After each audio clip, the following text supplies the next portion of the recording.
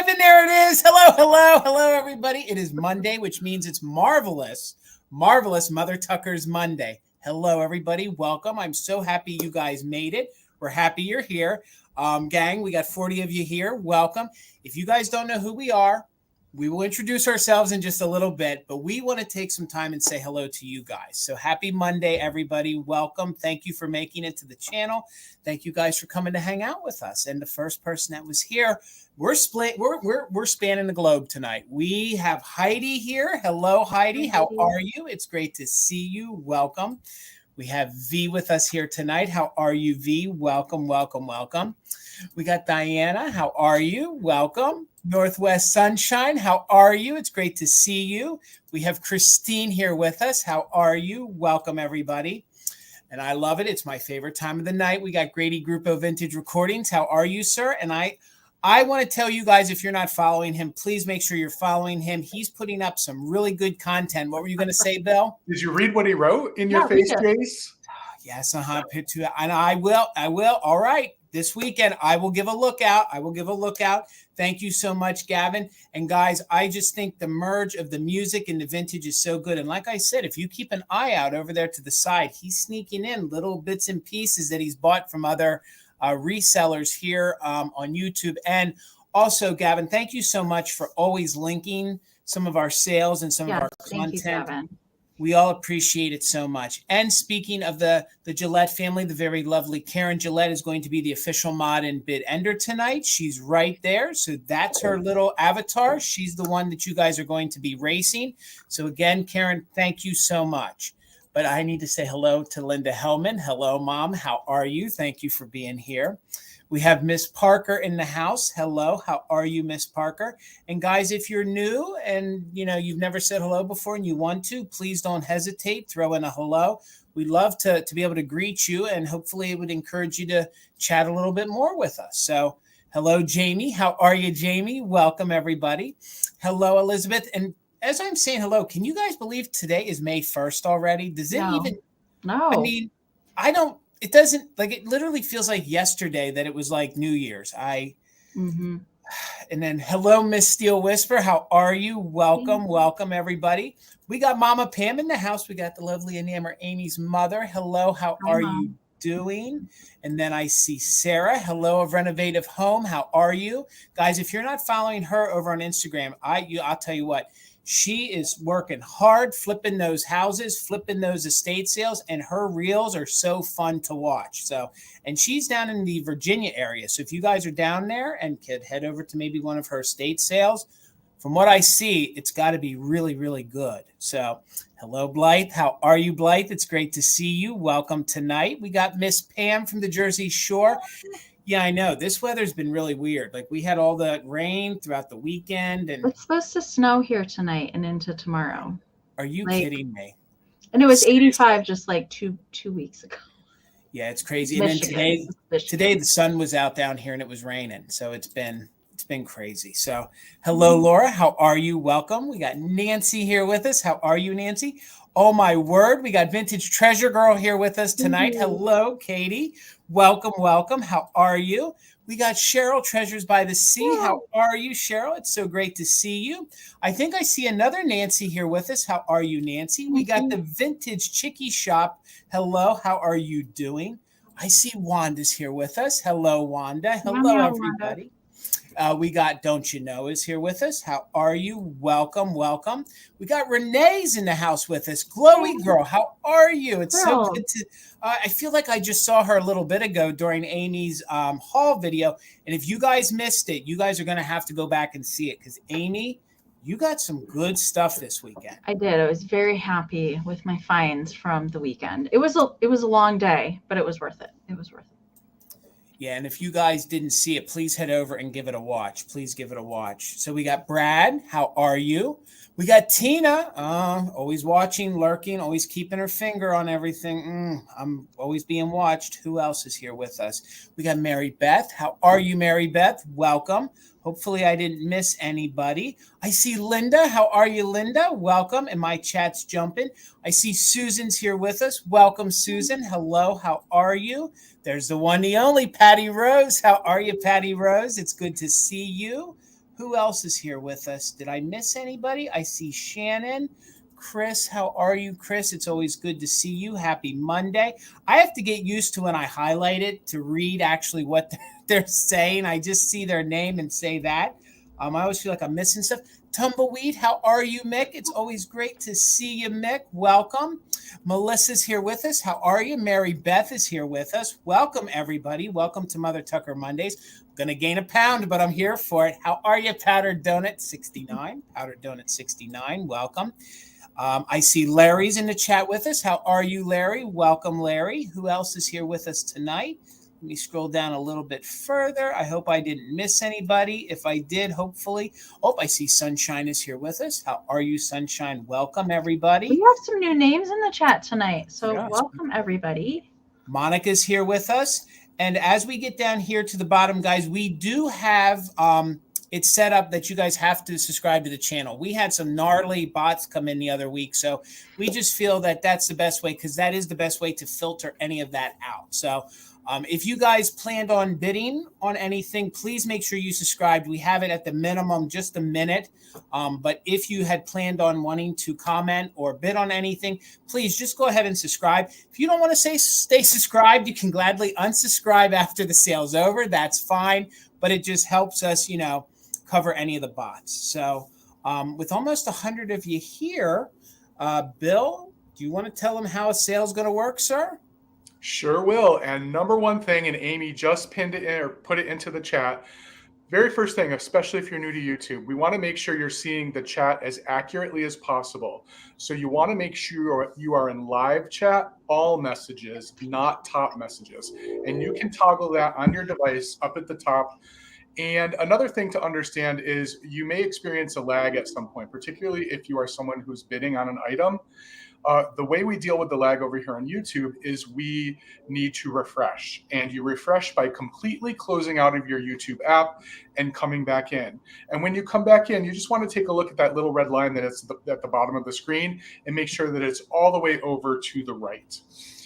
So another thing is we love to engage in the chat, and not only do we like to share knowledge with you about the few things we might know a lot about, but we encourage you to engage in the chat, help educate us and everyone else if you know something about our items. And particularly if you're someone who tends to view and not engage in the chat, we encourage you to maybe consider it tonight. Just throw out a little message so people can greet you, because one of the best things about these live sales is the community that gets built. Yes. The other thing I would say about the chat is if you have questions that aren't answered at the beginning of the sale, put your question in the chat, and we have many really knowledgeable people, including the mods who are all highlighted in blue, who will be able to answer your questions if Jason, Amy, or I are otherwise busy. So you are here tonight, and we have brought 12 rounds of items, 10 rounds of regular offer ups, and then we're going to do two rounds of our lightning rounds, real quick claims. So the way this works is we go one by one. We'll start with Amy tonight, and we show you an item. We tell you what the start bid is, and Jason is going to pin that start bid up on the screen so everyone can see it.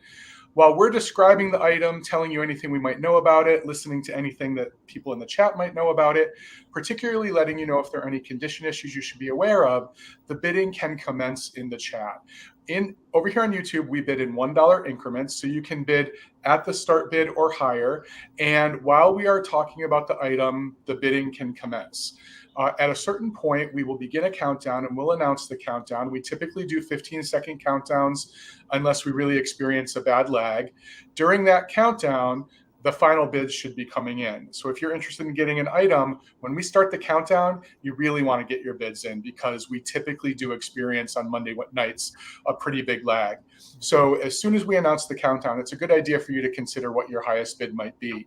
At the end of our countdown, we will say the words bid end, and Karen Gillette, who is our official bid ender and has the lovely daisy icon, will type the words bid end into the chat. The highest bid before those words receives the item. Now, over here on YouTube, we also do something called just in case. And just in case is an opportunity for you to secure your best chance of getting an item that you really want. So the just in case is the maximum amount that you are willing to bid. So If you want to put in a just in case bid, you would type the letters JIC and the highest bid you would be willing to pay. And if at the end of the countdown you have the highest just in case, we will bid you up $1 over the next highest bid or the next highest just in case. A couple things you should know about the just in case. We only allow folks to use it during the countdown. So if we see a just in case that comes in before the countdown, we won't recognize it. You need to put it in again. And we ask that only active bidders, people who had previously bid on the item, use the just in case. Now with the just in case, just be careful. It's happened many times in the past where that maximum amount that you've bid is the maximum amount you end up paying because someone might bid $1 or $5 right underneath your bid. So be willing to pay that maximum amount if you use the just in case. The other thing to know is when there are multiple just in cases, all of the just in cases before the final just in case turn into an actual bid. So if you are someone who claims an item tonight, we need some information from you. We need these 4 pieces of information: your YouTube screen name, your real name, your shipping address, and your PayPal email. And you can email this information to us to our emails, which are on the screen right now.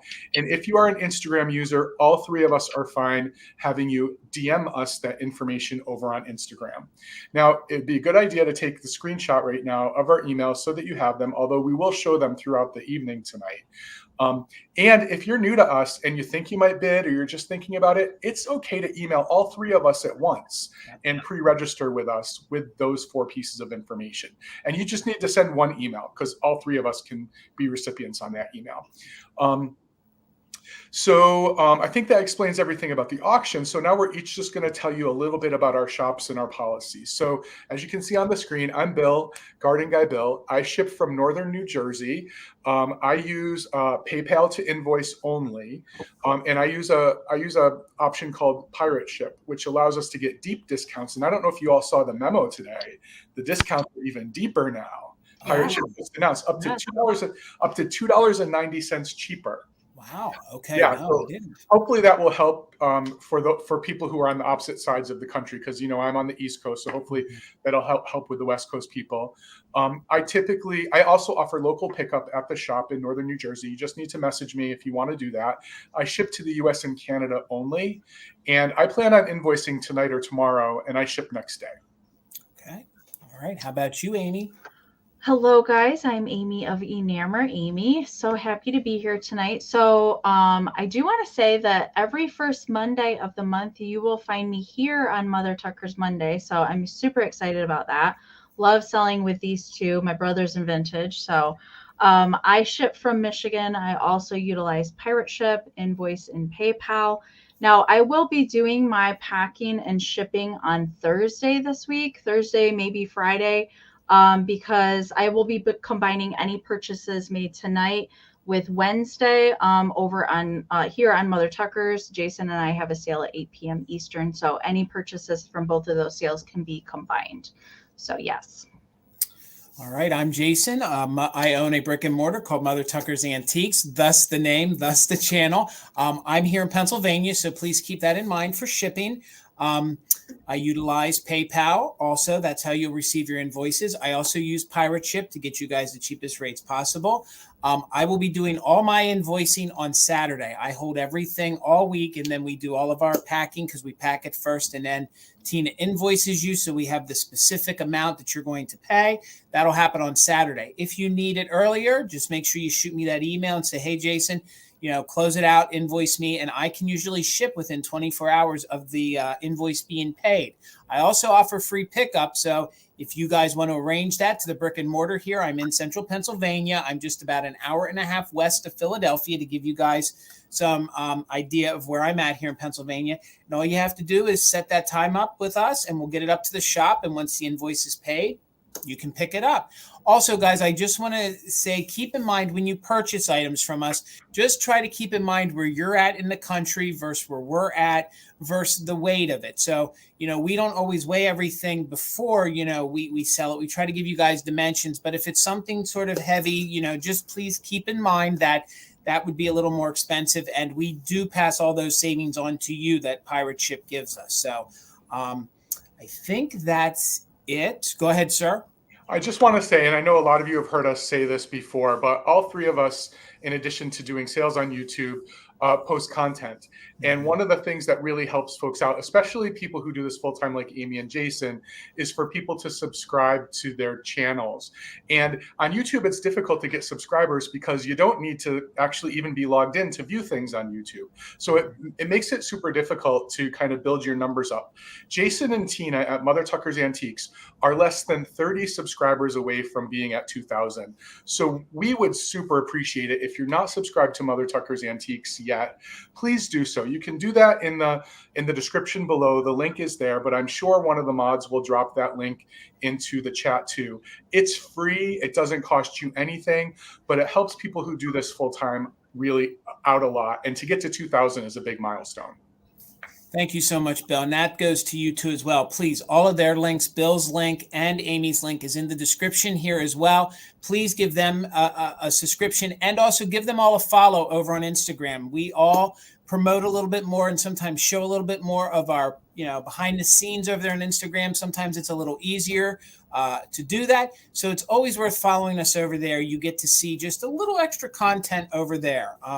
Trying to think if there was anything else that I missed. Jason, I would like to say, so I just want to say a quick thank you to our YouTube friends and customers that came over to Instagram on Saturday and joined us for the sale. Some of you made purchases. So thank you guys for coming over and supporting us over there as well. It was definitely appreciated to see some familiar faces in the chat over there.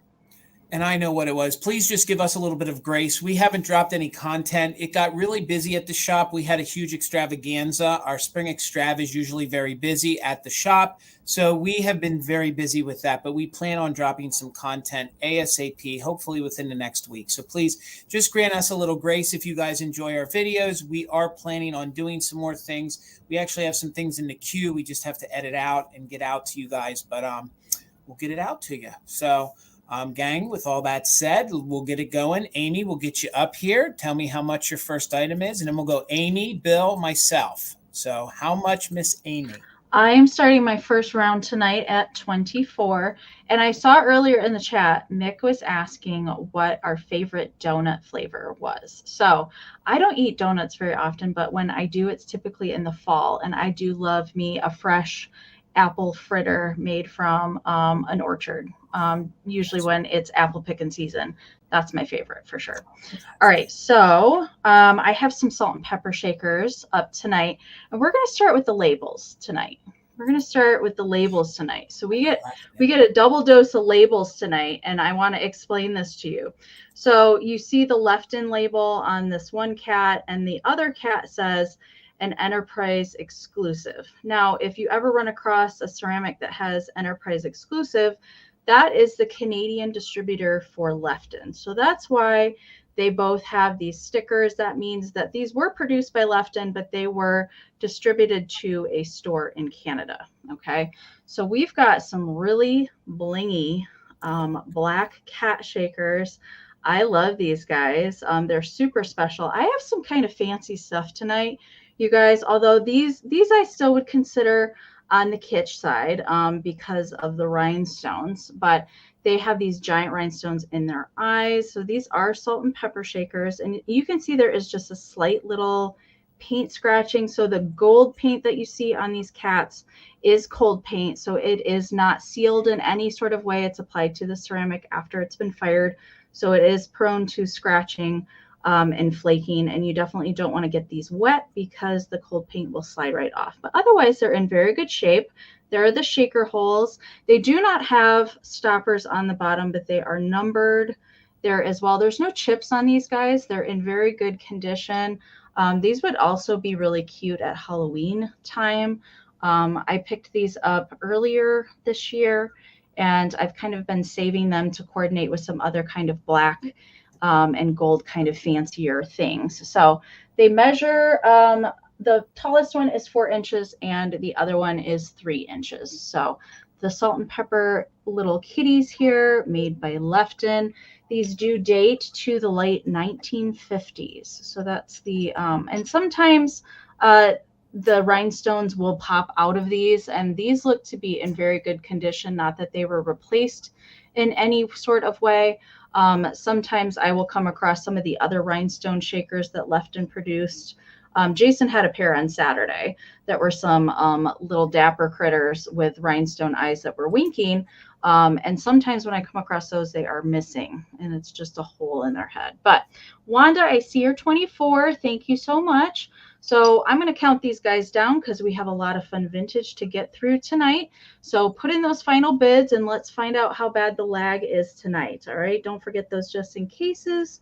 15, 14, 13, 12, 11, 10, 9, 8, 7, 6, 5, 4, 3, 2, 1. Meow, meow. Bid end.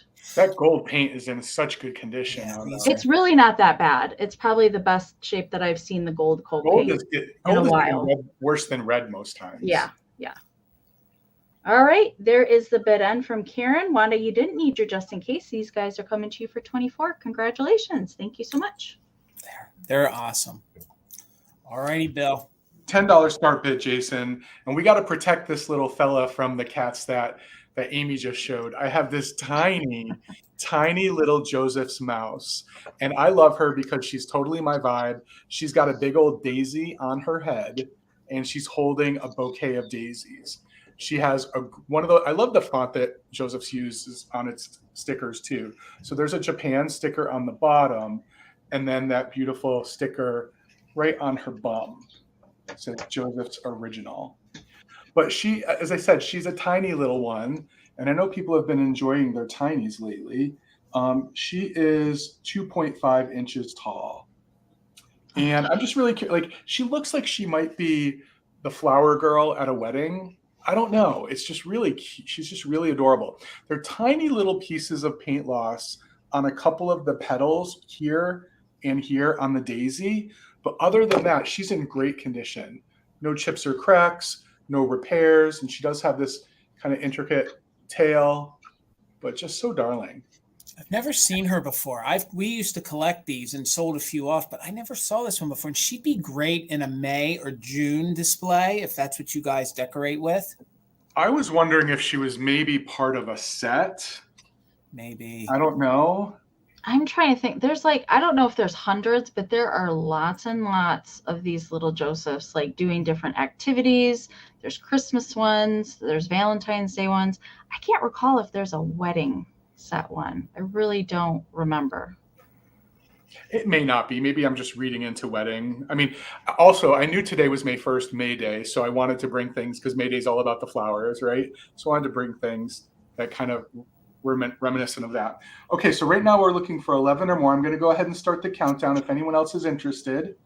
Oh, look at that face. So good. 15, I love these. 14, 13, 12, 11, 10, 9, 8, 7, 6, 5, 4, 3, 2, 1.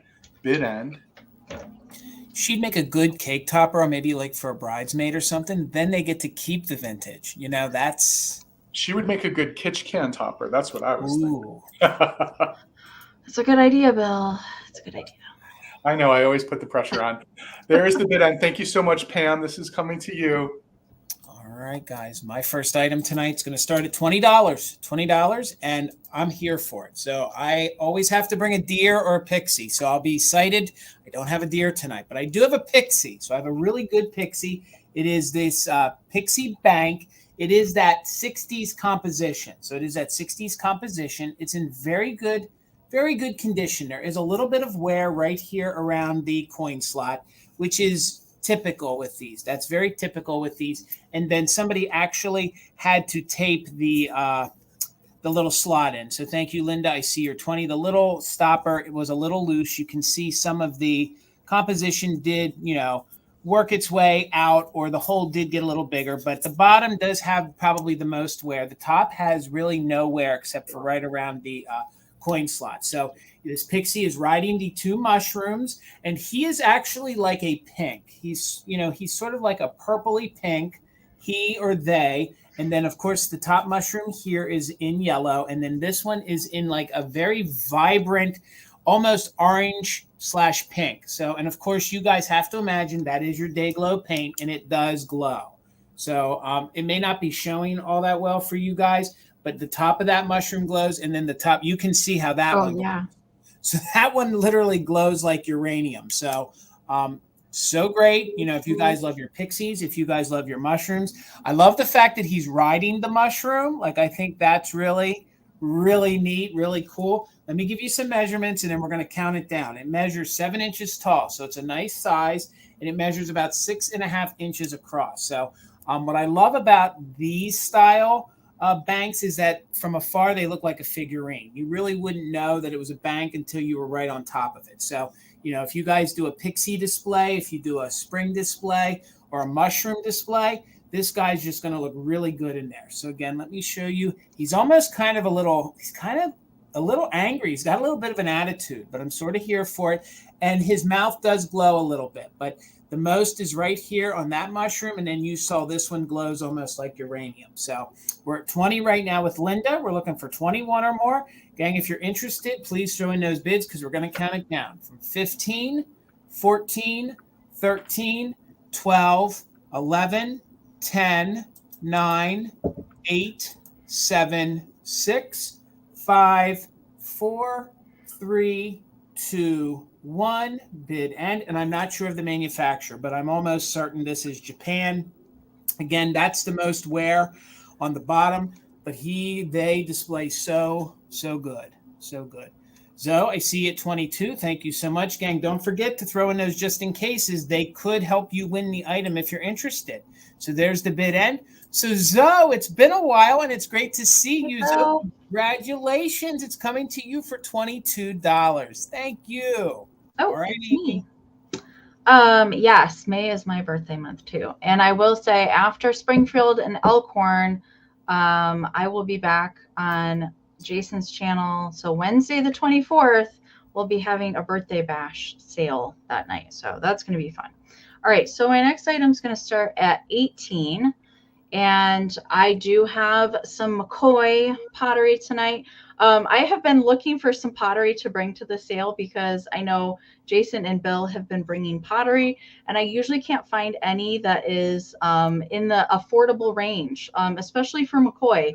Usually when I see these, this is the 4-inch smaller size planter. There is a smaller size than this one as well. But usually when I see these, they're like $50, and I'm like, that's crazy. But this is pink, and it does have the attached little saucer there to catch your water.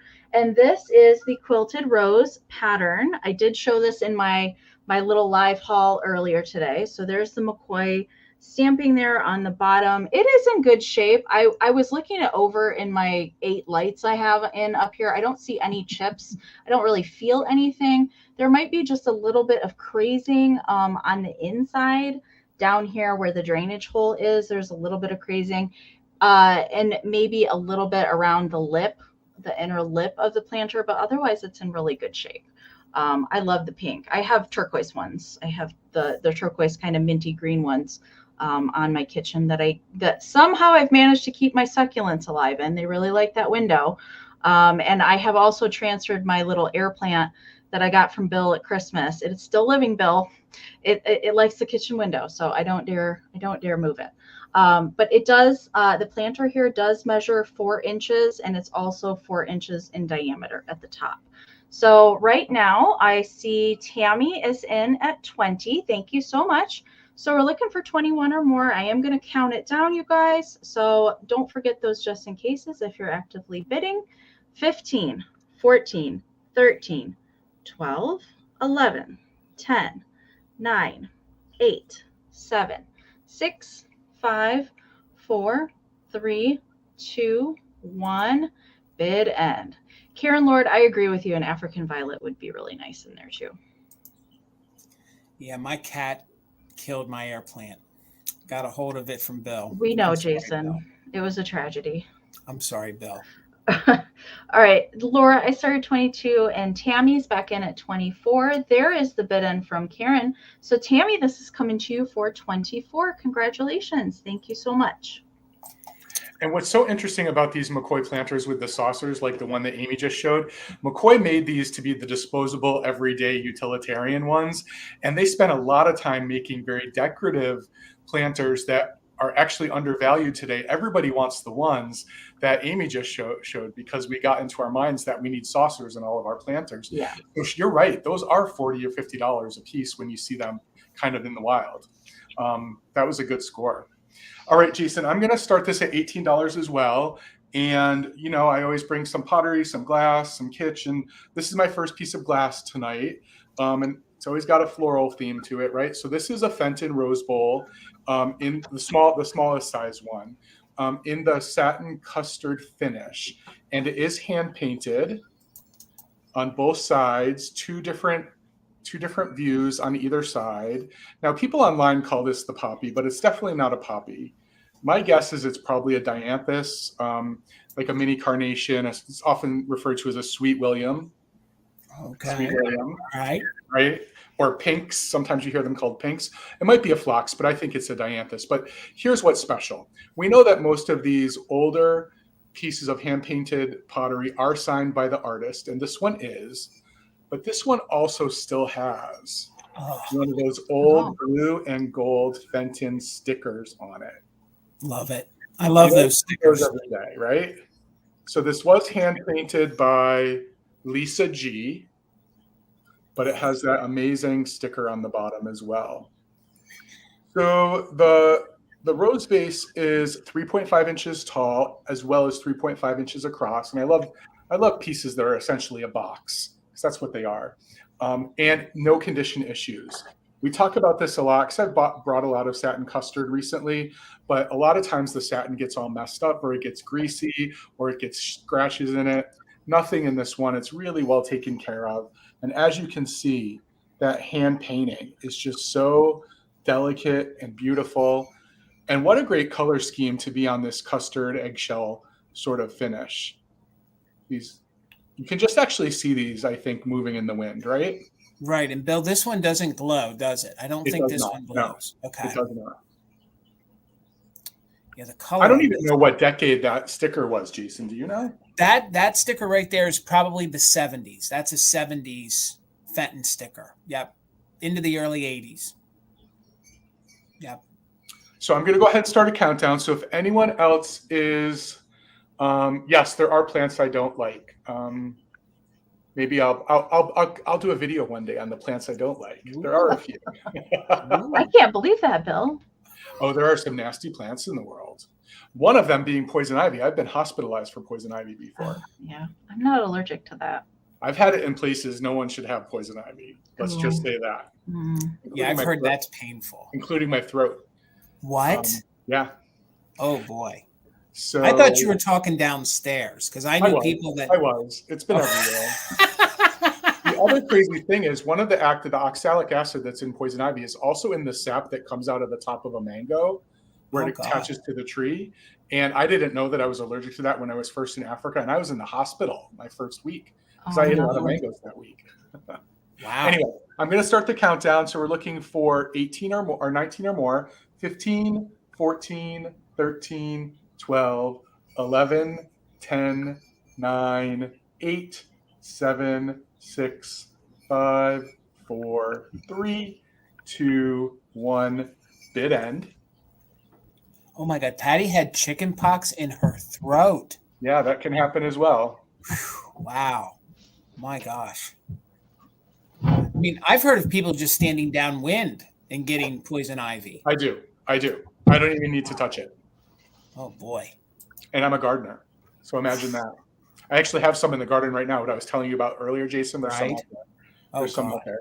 All right, so there's the bid end. Susan had a bid of 19. Patty Rose came in with a just in case of 40. So Patty Rose, my dear, this is yours for $20. Thank you. Congratulations, Patty. All right, guys, my next item is going to start at 20. And I've been finding some of this pilgrim and rainbow glass. So these figurines. So I thought this was really unique. I've never had one of these before, nor have I ever been able to really do a lot of research on it. I found it one time But this is rainbow glass. This is one of their figurines. And it could be a couple things. I don't know. If you look at it, of course, we know it's a fish. But I mean, depending on what you want it to be, I was thinking it would be a shark figurine. Before we get into it too much, I just want to note there is a rough spot right here. And I can sand it. It is a smiled little chip right there that you can see. And actually, I think it was an inclusion where they crimped it, and I think it opened up. So I think somebody bumped it and it opened up. So before anybody bids, please note that is there, and I can sand that so it's smooth for you, or the new owner can. So back to what I was saying, like, I think this could be a shark. If you guys are into dolphins, it kind of has a dolphin look to it. It also has like trout, kind of like a trout fish look to it. But of course, you guys know that this would look great in a mermaid bathroom. It would look great with all of your other paperweights or figurines. I was thinking, you guys, I know a lot of folks collect the different whales, and things like that. And I thought this might be different. Also some of the Leo Wards had the blue dolphins. I thought this would just look really neat with it. So this is probably from the 1960s. It is one of their figurines, or could be used as a little paperweight. Just note there is that little roughness there to the little fin underneath. It measures 2.5 inches tall by 6.5 inches wide. So I just thought, heading into summer, I know a lot of us kind of go nautical with our decor, with our themes, and I just thought this would look great with it. Plus, if you guys, sit your figurines that are made of glass, I thought this would look, really different. Again, this is rainbow glass from the 1960s, and this is usually called their avocado. So usually called their avocado green. You can see where they actually pinched it right there to give it almost those gills on the side. There we go. The light's catching it just right. Other than that, the roughness, I mean, this is really unique glass fish. If you guys collect mermaids, or if you guys collect the Miller Studio and you're looking for something to sit with your glass to kind of tie it all together, I thought this would be a really unique piece. Jason, Sherry says this would look good in your shark bathroom. Oh, it would look very good in a shark bathroom. Absolutely. So again, this is rainbow glass. That's the manufacturer. Very good condition. There is a little rough spot right here, but due to it being so unique and that I've never been able to offer one to sell before on a live, I thought that the little nip there didn't take too much of its attraction away. So I'll give you the measurements, but if there's no interest, we'll keep it moving. The measurements on it, it's 2.5 inches tall. So right there where my fingers are, that's about the 2.5 inches. And then it is just about 6.5 inches across. So I was just asking $20 for the rainbow fish. Again, there is that little nip right there. But if there's no interest, we'll bring it back during the recap. We'll keep it moving, and Amy will get you up here. All righty. All right. My next round's going to start at 18. And if you guys were at my live haul, you saw me show this already today. But this is a absolutely gorgeous brooch here. And this is made by Sarah Coventry. Now, I did consult with Tina, and I also consulted with Katie from Vintage and Vinyl about some of the jewelry that I picked up over the weekend. And she does think that this dates to the 1970s. And Tina explained to me that the clasp on the back, so it does have a safety clasp on the back there, and it is signed right down here at the bottom. And Tina said that the earlier Sarah Coventry pieces would have the Y bracket to help support the safety clasp, and this does not. So this is definitely a later piece. All of the rhinestones are present. There are no missing stones, and all of those tiny little leaves that go out from the center. And the kind of gray colored big rhinestone is prong set in the center. And the measurement for this is about, it's a little under 3 inches in diameter. So it is, it's a little bit larger of a brooch. I think that it would look so pretty on a hair clip or on a hat. If you like to wear hats, like a black hat would really make that pop. It is gorgeous. So Sandra, I see you're 20. Thank you so much. I am going to count it down, you guys, if anybody else is interested in this. I see Karen Lord just popped in at 22. So we're looking for 23 or more. Let's count it down. 15, 14, 13, 12, 11, 10, 9, 8, 7, 6, 5, 4, 3, 2, 1. Bid end. I don't usually pick up jewelry, but this one really was speaking to me, so that's why I picked it up. Good choice. Gorgeous, Amy. All right, Susan, I see your just in case of 31. We're just waiting for that bid end to come in, and there it is. So, Susan, you're going to take it for 23. Congratulations. Thank you so much.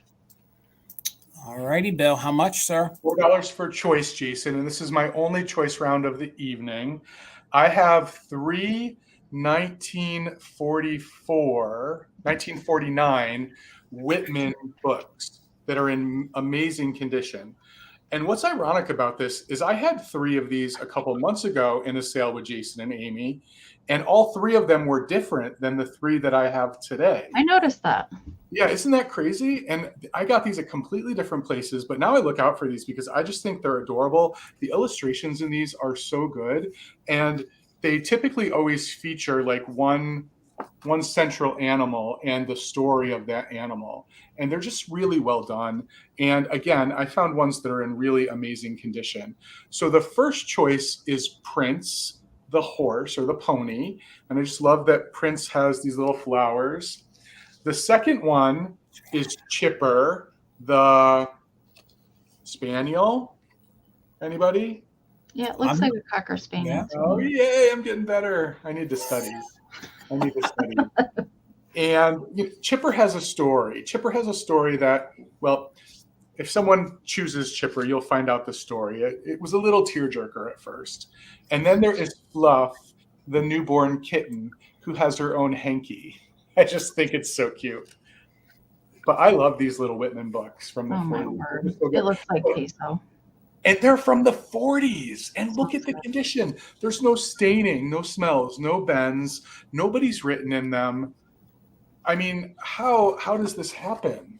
Look, Fluff is hiding in the laundry room, one of Amy's favorite places in the world. Oh, yeah, only because I've decorated to make laundry a little bit more enjoyable. So we have a choice between Fluff, Chipper, and Prince. And I can tell you there's at least 3 other ones in this series because I had them. Remember the puppy one named Tatters, but we wanted to call him Taters? Taters? Yes. Yes. Yes. So there was another puppy, there was another cat, and then there was a little boy, little farm boy dreaming about what his life could be if he was an animal. Really fun. Now I'm hungry for tater tots now that we're thinking of taters. You guys had to bring up potatoes. We do that, don't we? We do, always. It's the best food in the world. Guess what I had for dinner? Oh, God. Potato soup. No. Buffalo fries. Buffalo fries. Ooh, sounds so good. So many things you can do with potatoes. All right, true. I'm going to go ahead and start the countdown. Thank you all for your bids. So we're looking right now for 17 or more for choice on Fluff, or Chipper, or for Prince. 15, 14, 13, 12, 11, 10, 9, 8, 7, 6, 5, 4, 3, 2, 1, bid end. I have not had the pleasure of having a tater tot casserole. I certainly would try it. I need my tater tots to be crispy, though. I don't like soft ones. Sweet potato tots as well. Interesting. Ooh. There's the bid end. Thank you, I never Karen. had those. So Adriana had a 17, Trendlin had an 18, Susan had a just in case of 18, Adriana had a 20, and Aaron K came in with a just in case of 21. So Aaron, you have first choice at 21. We'll keep it simple. Do you want pony, puppy, or kitten? And then we'll work backwards if everything isn't claimed, because obviously you can claim as many as you would like. All right. And while we're waiting, I want to make a correction. Eric, you are right. I'm so sorry. So they want the pony. The fish I had was pilgrim, and I wrote rainbow. So my correction, it was a pilgrim. You said pilgrim at one point, and then you said rainbow at another point. That's so okay. You're getting that. So Adriana wants the kitty. So after Adriana was Actually, Trendolin was your first 18. So Trendolin is first, and then Susan is next to 18. So Trendolin, would you like Chipper the puppy? These books are so good. I love them. The graphics, and they're great in the back of your decor or the back of your display. Oh, I found these in my latest YouTube video, so you would see that. So Trendolin's going to take Chipper. Thank you, everyone. Right. Guys, with 160 of you here, please make sure you're following all my friends here on the screen. The links to their YouTube channels and their Instagram are in the description right below us. So please give them a follow. So my next item is going to be choice for $10, and it's on some antiques. So I have some antique tintypes. We'll go through them very quickly, but it's $10 choice. Tintypes were first started in the 1850s and then continued into the very early 1900s. So these are probably late 1800s. I don't think they're like the mid 1800s. I think they're probably like the 1880s to the 1900s. So this tintype here is of a young boy, and he's actually holding a book. I was trying to use a magnifying glass to see if it was a Bible or what style book it was. I can't make out the kind of book it is, but this is your first tintype of this young boy right there holding the book. And he's the largest one that measures about 3.5 inches tall. So that's your first choice on that tintype there. You can see it right there. So that's your first one. I'm calling him the boy. Then this one is really great of the younger girl here. Look at her very Victorian style attire. Again, these tintypes are very collectible nowadays, more so than they were when we first bought the store. But and you can actually see some of these, they did add a little coloring to them. That was a very unique technique that they did add a little chemical effect to give her a little bit of blush. So they did. So they are black and white, but she's one of the different ones with a little bit of blush there in the cheeks. So she's your second choice at just $10 if there's any interest. And then this one here is really unique. You have two young children. And I would say by the age of the carriage that the youngest one is in, probably right around the turn of the century, early 1900s. So that's a really cute little tintype as well. So just $10 choice if there's any interest. And then your fourth choice is, it looks like maybe a mother and daughter, maybe a grandmother and daughter. So that's your other choice there. And can you see the backdrop behind them, or you can see like the decaying to the corner right there, wherever they're at. But very Victorian style, very good condition. You know, again, these are tintypes. So Aaron, thank you. I see you for 10. So we'll show them to you again. They're all around 3 inches to about 3.5 inches tall. So very good condition. You can see there's no major rust or major scratches on them. That's what these were prone to, was if they weren't stored correctly, they would get really rusty. But you can actually see the way they laid the chemical on them. This one just has a little bit of coloring on it as well. So they must have had money, at least in my knowledge of tintype. So that was your fourth choice. So there was that one. And then we'll go back in the same way I showed them to you. This one is the two younger children. I'm assuming one's a little boy and one's a little girl, but you can decide whatever you want. And then we have the younger girl. That one really shows the coloring effect to the blush, which that was high tech back then. And then the first one we started with, which you don't see them a lot of times holding anything. So that's what makes this one a little unique. So we're going to go ahead and count it down. We're at $10 choice. We're looking for 11 or more, and that is on these antique tin types. I want to keep them in the order that I had them. So he was in the front. So we're going to count them down, gang. We're doing just in case. So let's go from 15, 14, 13, 12, 11, 10, 9, 8, 7, 6, 5, 4, 3, 2, 1. Bid end. We're just looking for 11 or more. I didn't realize how much glare I was going to get on these. I think that's the best way to show them. So it looks like I see you're just in case of 16. So there's the bid end. So at $10, just let me know. We're going to call this one. You can take them all if you're interested at $10 each. This one we're going to call boy. If you're interested in that one we're going to call boy. This one we're going to call girl. So that would be girl. And then this one is going to be two. She wants the kids. She wants the kids. All right, so we got you for that one right there, and we'll bring the other ones back during the recap. All right, guys, thank you so much. All righty, Amy. I think that the children ones are a little bit harder to find that are in focus because of the exposure being so long that they had to do to take those kind of photographs. I don't see tintypes as often as I used to see them. I actually used to have a collection of them myself, and I never could find any ones of children that were not blurry because they couldn't sit still long enough for the exposure. All right, my next item is going to start at 24. I do have some more pottery for you tonight. I have not had a piece of Briggle since probably last fall. Was the last piece I was able to pick up. I did pick this up over the weekend.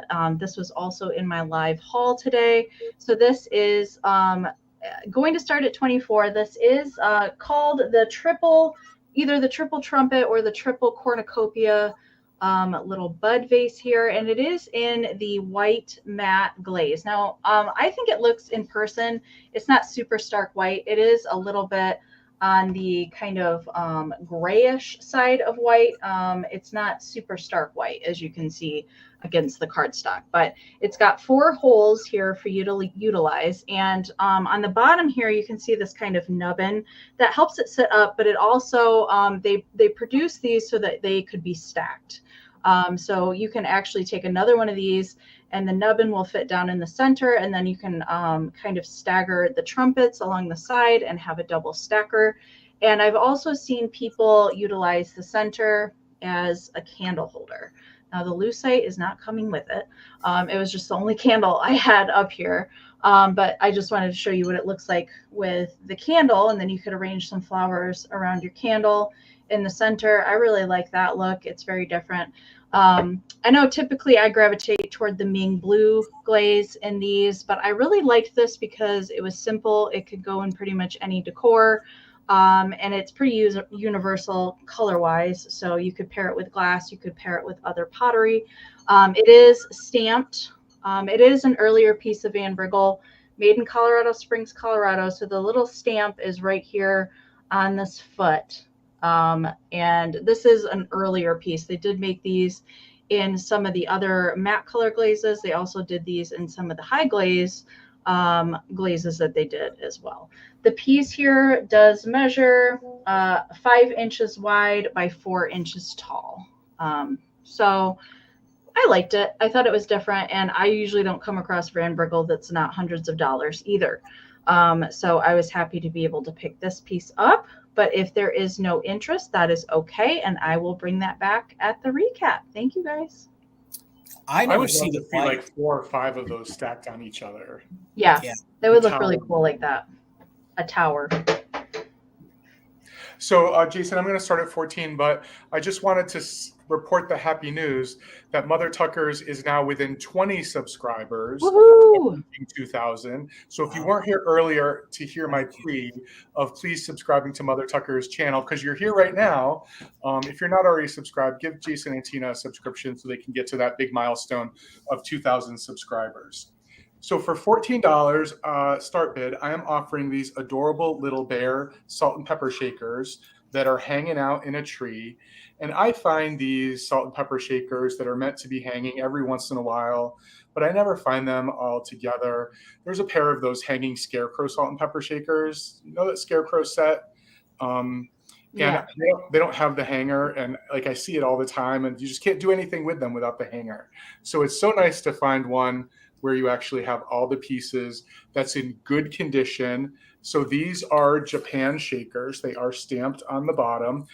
I've done a bit of research on these, and there was one listing that listed the maker as Crown Art. I don't know if that's the case. That's a 70s ceramics company, which is about the time these were likely made, because the bears are gloss and then the tree trunk is a matte. So that's really cute. I also like the idea that, not that people are going to use this as a functional pair of salt and pepper shakers, but you don't even need to pick up the shaker to know which one you have. They only fit on one side, so you can only put this shaker, this bear, in this one location. And they sit on there nice and sturdy. They've never been repaired, no chips or cracks, really good condition. They do have plastic stoppers on the bottom. I don't think there's any condition issues really to point out. On the side of this one bear's face, you can see a little bit of black paint that looks like it rubbed a little bit from when they painted the nose. But other than that, they're just in really good condition. And I think a good addition, if you have a kitschy, foresty sort of display going, just to pop these in there. They give a little bit of dimension and height, and it's 3 pieces. So really cool. Let me get it up on the board, get my fingers off in it. Bill, I think I always see the squirrels. I think I've Yeah. never seen a set of bears. Yeah, those squirrels are always around, aren't they? Really fun. But if there is no interest, we will bring it back at the recap, because I didn't say earlier, we do, if you're new to us, we do a recap at the end of the show for any items that weren't claimed. And they would look great in a Smokey the Bear collection. I think they'd look really great in that. So, all right, gang, it's going to be $25 choice, and it's going to be choice on some Fenton. Tina did find some of the blue satin custard. So I tried in my Fenton books to find exactly how they described it. Everything I found is that Fenton describes this color as their blue satin custard. So this was very popular in the 70s and the 80s. So your first choice at 25 is what is called a planter. So you can use it as a planter. Oh, and that's right. They do have their label. So it does have its original Fenton label. So this is the lovebirds. Let me see if I can get in on that. Great detailing on these great bluebirds. Would be great if you collect bluebirds. So this is either your vase or your planter. That's what they described this as. I thought this would be great as like a little male catch-all. You could do all sorts of things with this. So it's in very good condition. So this will be your first choice, and it's actually on both sides. So the bluebirds are on both sides. So this piece right here measures about 4 3/4 inches tall by about 6 1/4 inches wide. So just $25. That's your first choice. Let me get in here so you guys can see the great detailing on those cute little chubby birds. And then it is stamped on the bottom Fenton. So I don't know if it's going to read for you guys. It's right here on the bottom, which means this, of course, is after 1971. So no chips, no issue at all. That's your first choice at 25. Then your second choice is the Persian medallion. So we'll get in close on that, but you can really see the great details on that. This is the compote. So very good condition. This one also has its Fenton label on the bottom as well, which I think is really unique if you guys love that. And if you guys are new to this, the design on this, sorry, I lost my words for a second. It actually goes all the way down the stem of the compote all the way to the bottom. So sometimes they just put the design at the top, but this one is all the way around. There's no chips, there's no cracks on this, just a $25. If there's any interest, in this measures about 6 1/4 inches tall. So it's about 6 1/4 inches tall by about just about 6. Wait a minute. That can't be. Yeah, about 6 inches across. So it is a nice large size one. I just lost my notes for a second. So I'll show them to you again. Just $25. Jason, can you go up a little closer on the medallion? Yeah. This is my favorite pattern in the Fenton fairy lamps. It is so pretty. It is. And they did do this in multiple different custards. They did it in milk glass. This was a really popular pattern by Fenton. So if you guys love the pattern and you love to have different colored glass, you can definitely collect different colors of it. There you can actually see it's in the center of the compote. Like, a lot of times they don't, put the design on the inside. And I know that's hard to see. I don't think my black light's going to help too much. No, it's not going to help too much showing you, but the design is on the inside as well. So just $25. Thank you, Patty. I see your 25. That's going to be on choice of the compote. Both of these are in the blue satin custard color, has its label. So if you guys love your labels, and then your other choice was the first one, which I don't see this one that often. This is the little planter or the vase. It does have its original Fenton label on it as well. I think super cute with those birds. Deanna, we're already at 25. We're looking for 26 or more, and that's going to be on choice. So, gang, let's go ahead and do a countdown. If you're interested, please throw in a just in case, or at least throw in a bid so you can use the just in case. So let's count them down from 15, 14, 13, 12, 11, 10, 9, 8, 7, 6, 5, 4, 3, 2, 1 bid end. Thank you, Noelle. I see you're 27, so we're looking for 28 or more, and that's on choice. And I will have some more of this coming up later on. So there are more pieces to this color that I do have. So if you like it, there'll be some coming up a little later on. So we have Noelle 27. We're just looking for 28. There's the bid end. Thank you so much. Patty had a just in case of 42, but Noelle came in with a just in case of 66. So for 43, Noelle, let me know if you want the birds or if you want the compote. So just put in compote. Got you for the planter. Thank you so much. So at 42, Patty, let me know if you're interested in the compote. You can have the compote at 42. And I think then we go back to Deanna at 26. But Patty, if you're interested, you can have it at your bid of 42. So Patty, let me know if you're interested at 42 on that. I think this is a great color for spring and summer.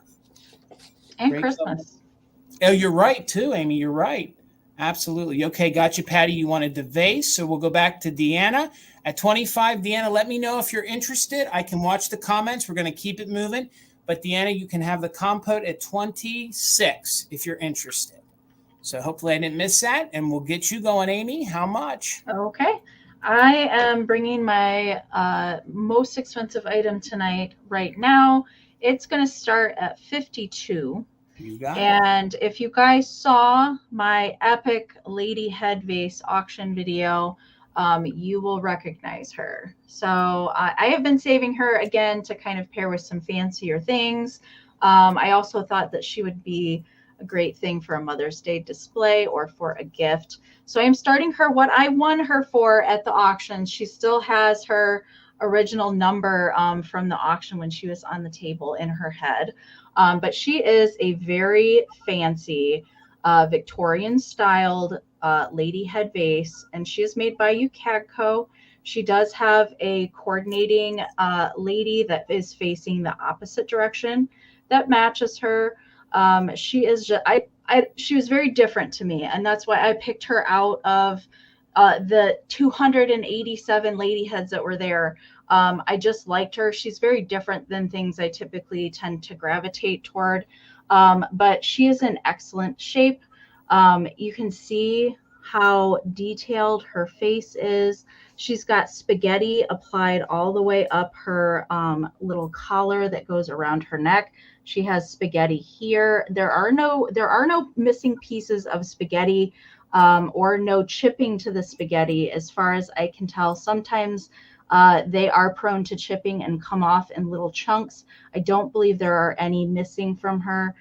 She is just in lovely shape. There might be just a little bit of slight crazing. There are no chips to this piece. There is one factory flaw right here, and it's kind of like a little extra. You can see there. It's a little extra nubbin of ceramic. I don't know if nubbin's a technical term, but that's what I'm calling it. But it's right there, and it is a little rough to the touch. They just didn't shave that off when she came out of her mold. She does not have her Yukako sticker present on the bottom. There would have been a foil sticker down here at the bottom. Now measurement, she is a little bit larger size here. She measures 6.5 tall by 5.5 wide. They did do this kind of similar Victorian style in a couple different colorways as well. So very collectible. I loved her instantly. What I love about her, Amy, is her attire is very mature, yet she has such a youthful look on her face. I just love that, that contrast. So let me see if I can get her face to focus in really good for you. There we go. So you can see, I love the eyelashes that's painted on her and the applied gold detailing on her. She's just lovely. So I see right now Gloria's in at 55. Thank you so much, Gloria. We're going to count her down, you guys. We are only about halfway through our fun sale tonight. So make sure and get those final bids in. If you are bidding, I do encourage those just in cases. Make sure to put in those as soon as the countdown starts so you don't come in after the bid end. All right. Susan, I see you're 56. So we're looking for 57 or more.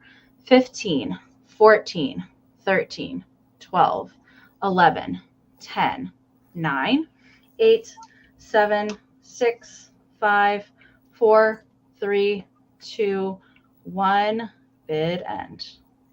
And if you guys haven't seen the Lady Head auction video, it is under the videos tab on my channel. Super exciting. I'd never been to an auction before, so that was my first one ever. So I want to go to another one, but I can't find any. So, all right, there's the bid end from Karen. I see Susan had a just in case of 66, but Gloria came in with a just in case of 75. So Gloria is going to take it for 67. Congratulations, Gloria. Thank you so much. All right, Bill. How much, sir? Let's see. $26, Jason. I think this is my last piece of glass. Oh, no, it's not. My second to last piece of glass tonight. And I'm a day late, everyone, bringing this. It's May 1st. But this is a Fenton carnival glass vase in the April showers pattern. And I meant to bring it in April. I don't know how I missed that, but it's just so pretty. It is 11 inches tall, and Fenton started making this particular pattern in 1911. This is the number 1472 mold. And this one probably was made in the 20s and the 30s, based on the fact you're not going to be able to see it, but on the bottom, on the inside, is a flower pattern, which is what we would expect from the 1920s and 30s Fenton pieces. I don't know if you'll be able to see it. Yeah, you can actually see it. Yeah, see that flower down at the bottom? Yeah. So that's how we distinguish this between Fenton and the very similar Northwood tree trunk. So if you look at it really closely, if you're familiar with the tree trunk pattern that Northwood did, and Jefferson Glass had their own as well, it looks very similar. So this came in a bunch of different color. So the base color of the glass, there was a marigold. This is the amethyst. And this is one of the only patterns that I know of that came in blue glass as well. And that was sort of a nod to the title of this pattern, April Showers. But just so pretty. Yeah, it's patterned after trying to look like, obviously, a little bit of a rainstorm. So that's why you see these little bumps down along the side. Those are meant to be raindrops. The Northwood tree trunk would have the striations all the way down without those interruptions. But it is a really pretty and striking piece of glass. It has a really beautiful top. You can see the amethyst really well along the edge here. There certainly is a lot of marigold color in here as well, but the amethyst is what you end up seeing on these on the raindrops, quite frankly. That's what they are. And Bill, how tall did you say this was again? Because this looks like a different sized one. It's 11 inches. Oh man, because usually they're a little, so that would look great if you had one a little bit taller with it. Man, that would look good. Yeah, those Northwoods are usually 14, the tree trunk patterns. So the April Showers are 11 inches, actually 11 1/4 inch, if that matters to anyone. I always round. Yep. But just really, oh, and in good condition. There is one, and this is what happens with the older glass. You do see one air bubble on the inside, but it's on the inside. But other than that, in really great condition. So just making sure there are no questions. I'm going to go ahead and start a countdown on this beautiful piece of almost antique glass. 15, 14, 13, 12, 11, 10, 9, 8, 7, 6, 5, 4, 3, 2, 1. Bid end. So May 1st, I mean, I just missed it by one day. We won't hold it against you, Bill. Ooh, hang on. They all came in real fast. Yeah, they did. I thought there were 31 days in April. I thought I had another day.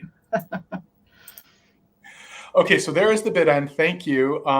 So I see Steele's just in case of 42, Christine's just in case of 70, Noelle's just in case of 107. So if I'm reading it correctly, Noelle, this is yours for $71. Thank you so much. Thank you to everyone. All right, guys, I have some choice, and it's going to be on some kitty cats.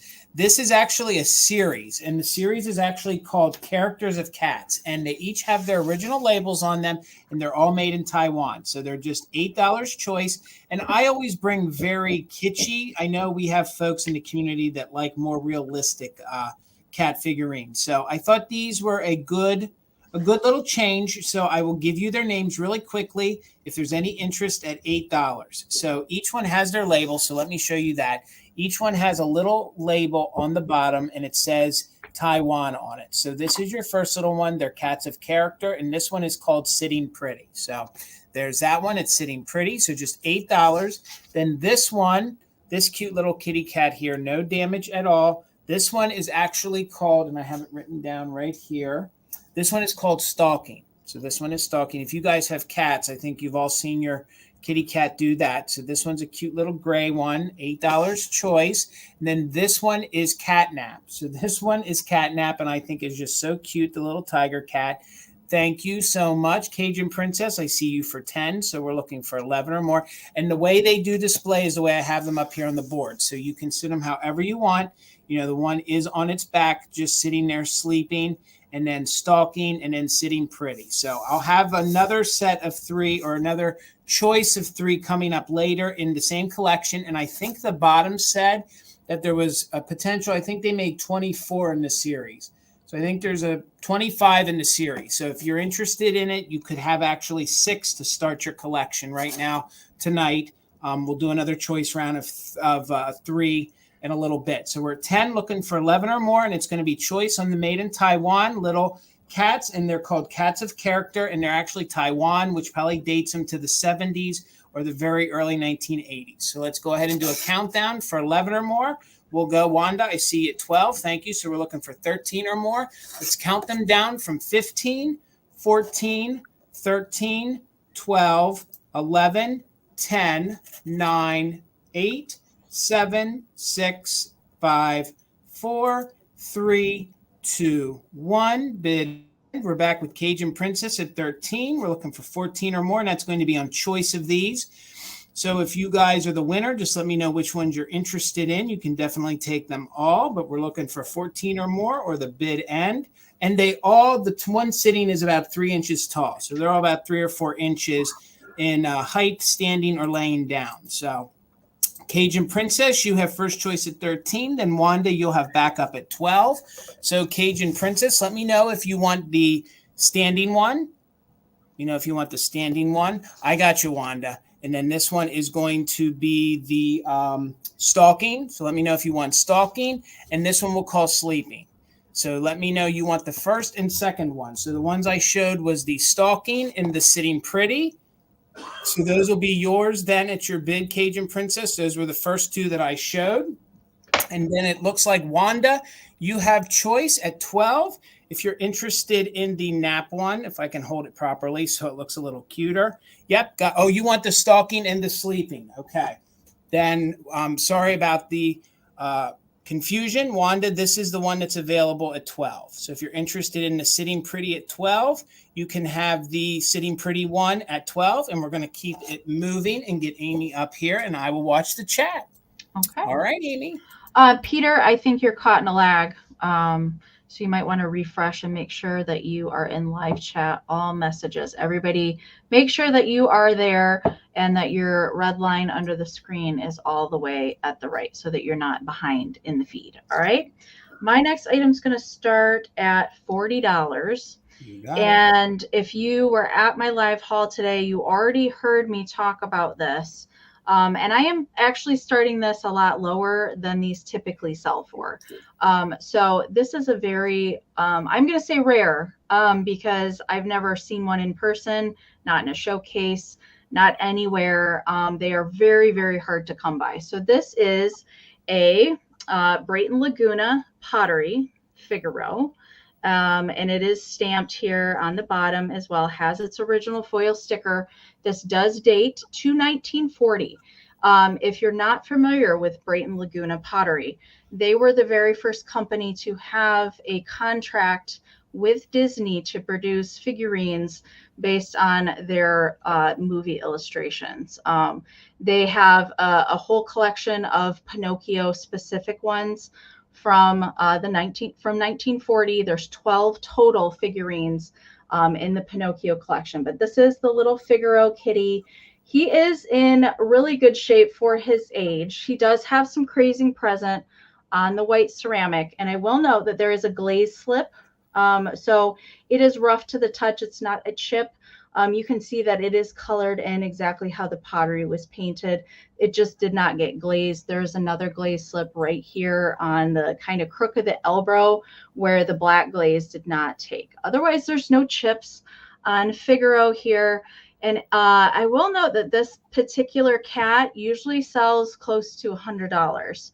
The last one sold at $75 a couple months ago, but they are very hard to come by. And if you guys ever see the bed with Figaro tucked under the blankets, that piece recently sold for over $3,000. Just so that you know how hard they are to come by. If you ever find that piece, definitely pick it up.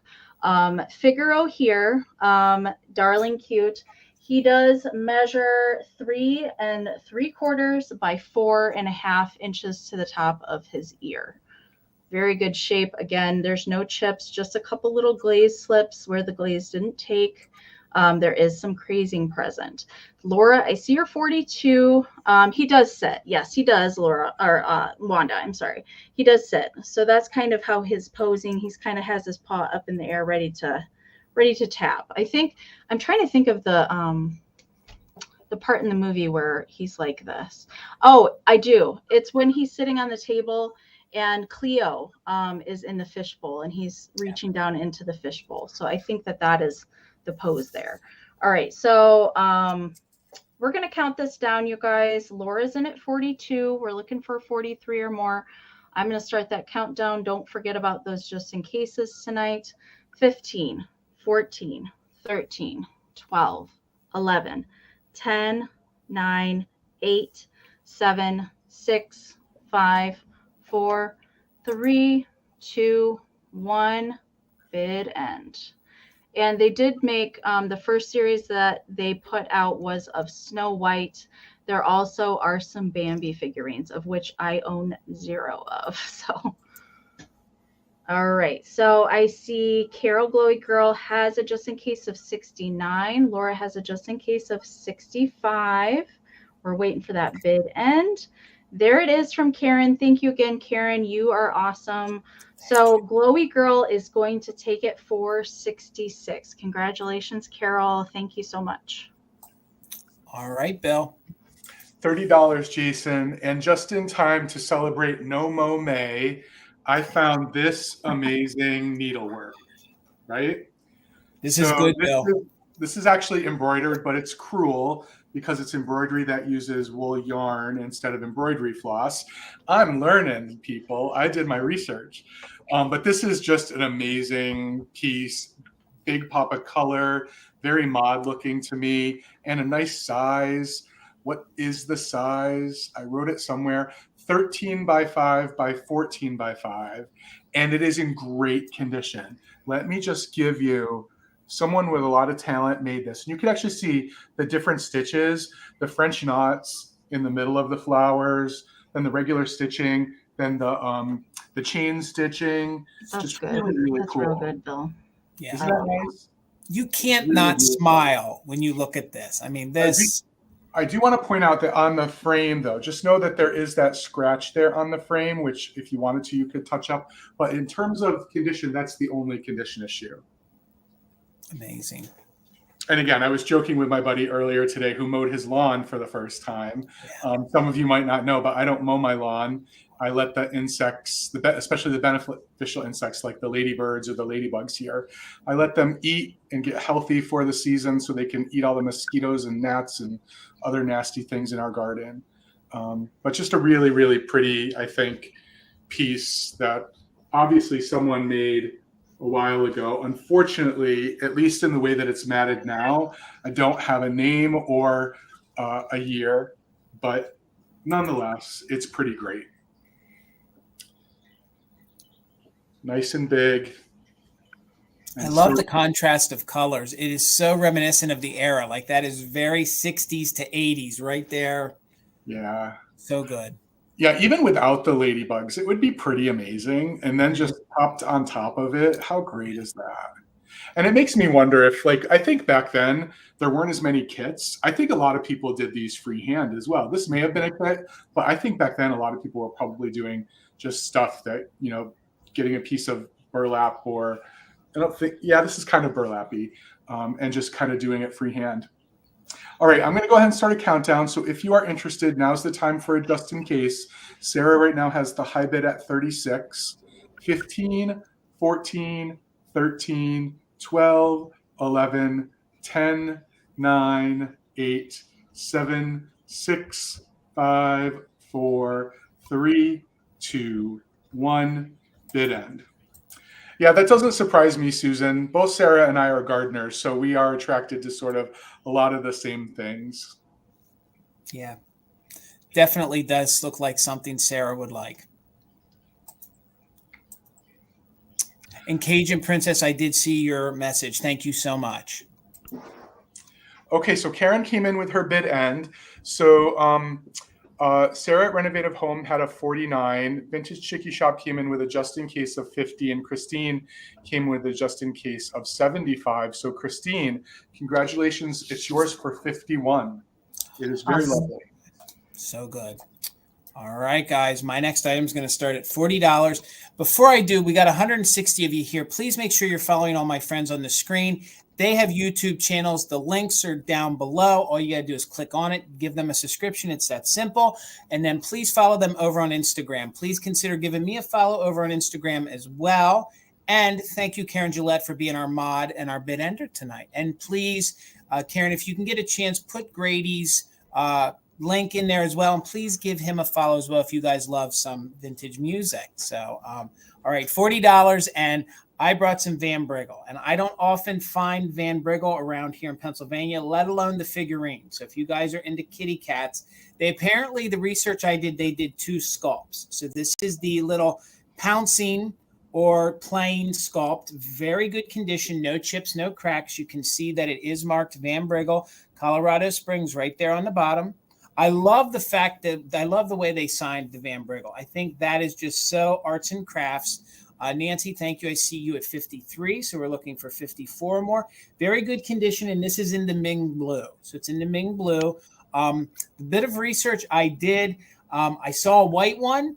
I didn't see one in the burgundy, so I have only seen the black. I think I saw it in black, and I found one in white, but more so you see them in the Ming Blue. So no chips, no damage at all. I'm going to give you guys some dimensions on this cute little fur baby right here, and then we're going to count it down. So it's 2 inches tall, and at the widest, it is just about 4 inches wide. So we are at 53 with Nancy. Thank you so much. I'll show you a close-up, and we're going to count it down to keep it moving because we're looking for 54 or more, and we are doing just in case to active bidder. So it is in the Ming Blue, Van Briggle, the cute little kitty cat figurine. So let's count it down from 15, 14, 13, look at that tongue, 12, 11, 10, 9, 8, 7, 6, 5, 4, 3, 2, 1. Bid end. We're at 53. We're looking for 54 or more.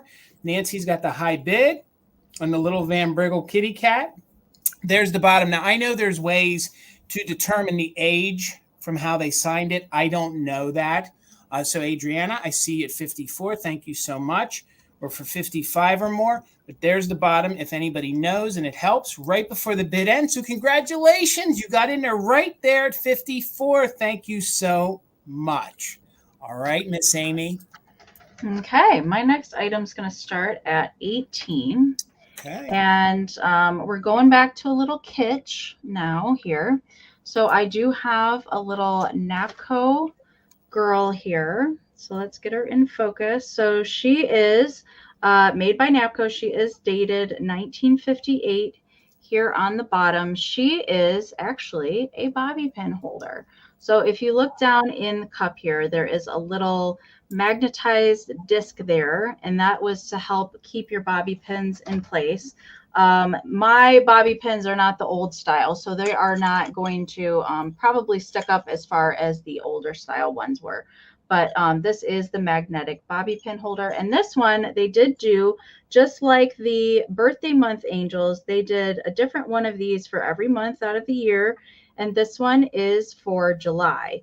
Now, I do want to know, I was starting her at 18. These typically go for much higher than that, but she does have a repair. So I didn't notice it initially when I did pick her up. But she does have a neck repair. It blends in very, very well to her, so it's not very noticeable. But she is the July girl. Now, Bill, do you know what flowers for July? I feel like it's water lily. I can't remember. That is a water lily. I didn't know it a water lily. July, okay. Though. Yeah, that's kind of what I thought what it was without me trying to Google it or something. But like, I don't even know what the flower is for May. So I wasn't really familiar with that. But now that I see that it's on the little lily pad, that makes a lot more sense. So and the back of the little cup here is covered with the little leaves too. These are very cute. And they did make the coordinating figurines with the little flower umbrellas. They go in this series. And there's also larger planters as well that go with these. But very cute. Alicia, I see you're 18. Thank you so much. So we're looking for 19 or more. I am going to start that countdown on this gal here. Let me take the bobby pins out. And so the magnet is just covered with like some gold foil paper. It's kind of almost like a sticker that's in there. Sometimes these are totally missing out of there and people think these are toothpick holders. But they were originally meant for bobby pins. So let's count it down. We're looking for 19 or more. 15, 14, 13, 12, 11, 10, 9, 8, 7, 6, 5, 4, 3, 2, 1, bid end. Amy, I've never seen her before. She is so adorable. No. I've had a couple of these over the years, not very many of them. I think maybe I've had 3 or 4, and that's it. Love it. I don't see them very often. Thank you guys again for joining us tonight and hanging out with us on your Monday, starting off May on Mother Tucker's. Thank you so much. All right, there's the bid end from Karen. So Alicia, this is coming to you. Congratulations. Thank you so much. All righty, Bill, how much, sir? $42, Jason, if anyone is interested. I have a little kitschy goodness as well. I have this little lady sitting at a table, drinking out of her little teacup, which is an actual teacup. There's actually a center in it that you could put a little drop of liquid in if you wanted. Oh my gosh. And I don't know a ton about her. I know a little bit about her, so I'll tell you what I know. She was made by Ardalt. And in addition to the green, this is the green. This is the blue. This is the blue. There also is a lady in green and a lady in pink. And she's just called, let me actually put her together before I tell you what she's called. Oh my, no way. Parasol girl drinking her tea at this little table. And she is in great condition. I don't find any chips or cracks. She has her original parasol still and this nice sturdy rod that holds the parasol up. Yeah, she's really beautiful. So yeah, the most I could find about her was she was Ardalt. But Amy, I have a question for you, and maybe this is going to change things. That's the only mark on her. And to me, I thought that's a Napco mark. No. So a lot of people think that's either Napco or Norcrest. And actually the only thing that is the N with the open C mark, it's just a distributor mark from Japan. It's not an actual maker mark. That is good to know. Look at us learning on Mother Tucker's Monday. So she is a nice little size too if you're someone who likes to display your little figurines. She's 5.5 inches tall.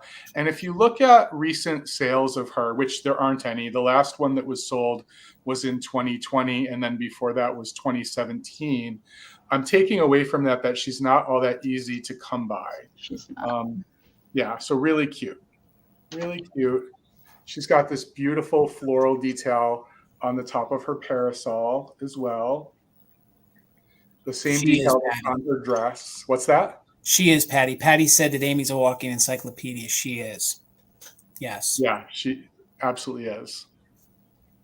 I have only seen this piece one time, Bill, and it did not have the umbrella. I mean, this is, look at the seat she's sitting on. Like, I know, isn't the chair everything? Oh, good. So cool. I'd put her with some French poodles because to me, it's like she's sitting there like in a French delicatessen, sipping some espresso. That's a good idea, Jason. I did have a couple rogue little spaghetti baby poodles I could have put with her. That's a great idea. So good. Well, maybe I'll do that at the recap. Poodles. All right. Little French poodles. All right, guys. My next item is going to start at $20, and I know some of you guys like ephemera or books or things like that. So I have a very, very old book. I'm going to try to show you the cover. Okay, that's sorry, reading. Jason, wait, hold on. We got Robin. We got you, Bill. The lag. Hold on there. Yep.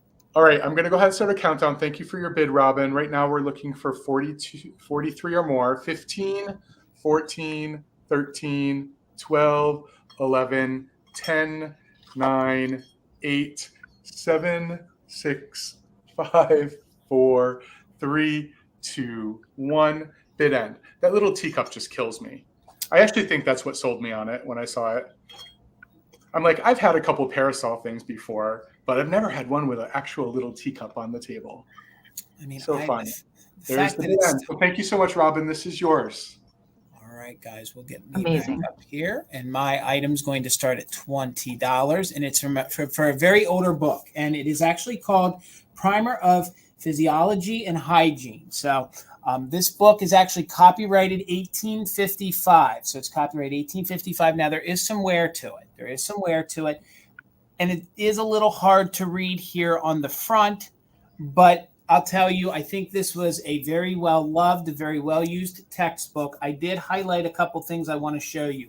I did read the book or most of it.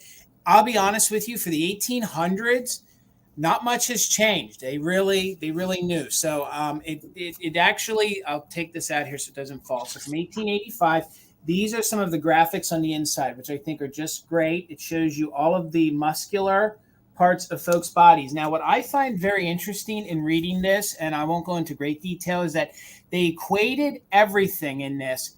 One of the parts in each when it shows the body, whether it be vascular, muscular, or anything like that, it always gives a part where they discuss what alcohol and tobacco does to the body, which I found very interesting for the 1800s. You know, the book's copyrighted 1885. I don't believe that's exactly when it's from. I believe that that's its copyright, but I believe this is probably more turn of the century. So I believe that's probably when they printed the book. They don't have other printings in it. I will show you the front page in a moment, but it says copyright 1855. Do either of you, because I don't know that I've ever seen it said like that. Do you guys, would that mean it is from 1885? If it's copyrighted? I mean, the book feels that. I mean, I always see that. If it only has, does it say an edition or anything like that in there? No. And here's the front. I will show you the inside cover. It does have somebody's signature. So there's a little wear to the inside cover. But if you guys know a doctor, if you guys love medical history, if you guys love the macabre, this would be for you. So here is one of the cover pages. And then the inside here, the only date that it has on it is, it says that it's copyrighted 1855.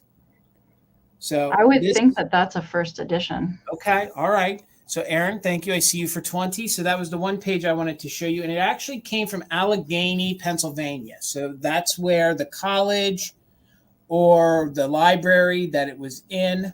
So it is stamped that in the front. And you can see by the discoloration to the paper, the age on it. Let me give you some dimensions and then I'll show you a little bit more. But it is a very good read. Okay. Everybody says it's a first edition. So then this would be, that's what I thought, but I don't sell a lot of older books to know that. So it's always good to learn. It measures 7 1/4 inches tall by 5 inches. So let me show you some of the other pages in it. I think this is really, really great. Let me get that little paper out of it. Look at the coloring of the whole, the heart and the blood vessels. Now you can see the age on it, but I think the age actually gives some character to it. So there you can see, I kind of previewed that earlier. The funny thing is, and not to be disgusting, it didn't talk anything about, the reproduction on either. So there's nothing about reproduction at all. It literally didn't discuss any of that. But it discussed everything else from your bone structure. And at some points they called the middle part, they kept calling it the trunk. So they referred to it as the trunk. Look at the details there on the spinal cord. And again, I have to tell you, I love the aging to the pages. Like if you guys do macabre, if you guys, maybe even it makes me think Halloween, like a really cool Halloween display. at Halloween, sit this out next to a little cauldron. But literally, it's literally everything it described, whether it be about the bones, and then look, it even says about your blood cells. So 1885 to have that kind of detailing, I think maybe sort of surprised me, especially with the health issues I had and things that I saw and read about. The fact that they were able to know that that's the way some of the cells looked in your bloodstream. So that's just a quick little overview on basically what it is. It tells you also, let me see if I can find another page. Look at the details of the heart and gives you all the description. Like for 1885, this is an antique book. So I'll let the owner enjoy it a little bit more, but there's the front of it. The spine is in very good condition. I think it has just the right age for the patina. So from 1885, and I just want to show you the front right there. I tried to make it out. It looks like it's a woman's face on the front. I know it looks like almost like the side of a coin. So again, yeah, I tried. Sometimes it's the goddess Hygeia. Okay. The goddess of health and healing. Thank you. Because I tried, of course, you can't Google image something that has that much wear on the front of it. So I tried to do my best. And I do then agree that it would be the first printing of it from 1885. So we're at 20 right now for it. We're looking for 21 or more. And again, if you guys know a doctor, if you guys are into the macabre, if you guys are into, all sorts of different health things, this would be great. It's also just a great, I think it's neat to have. So let's count it down. We're looking for 21 or more.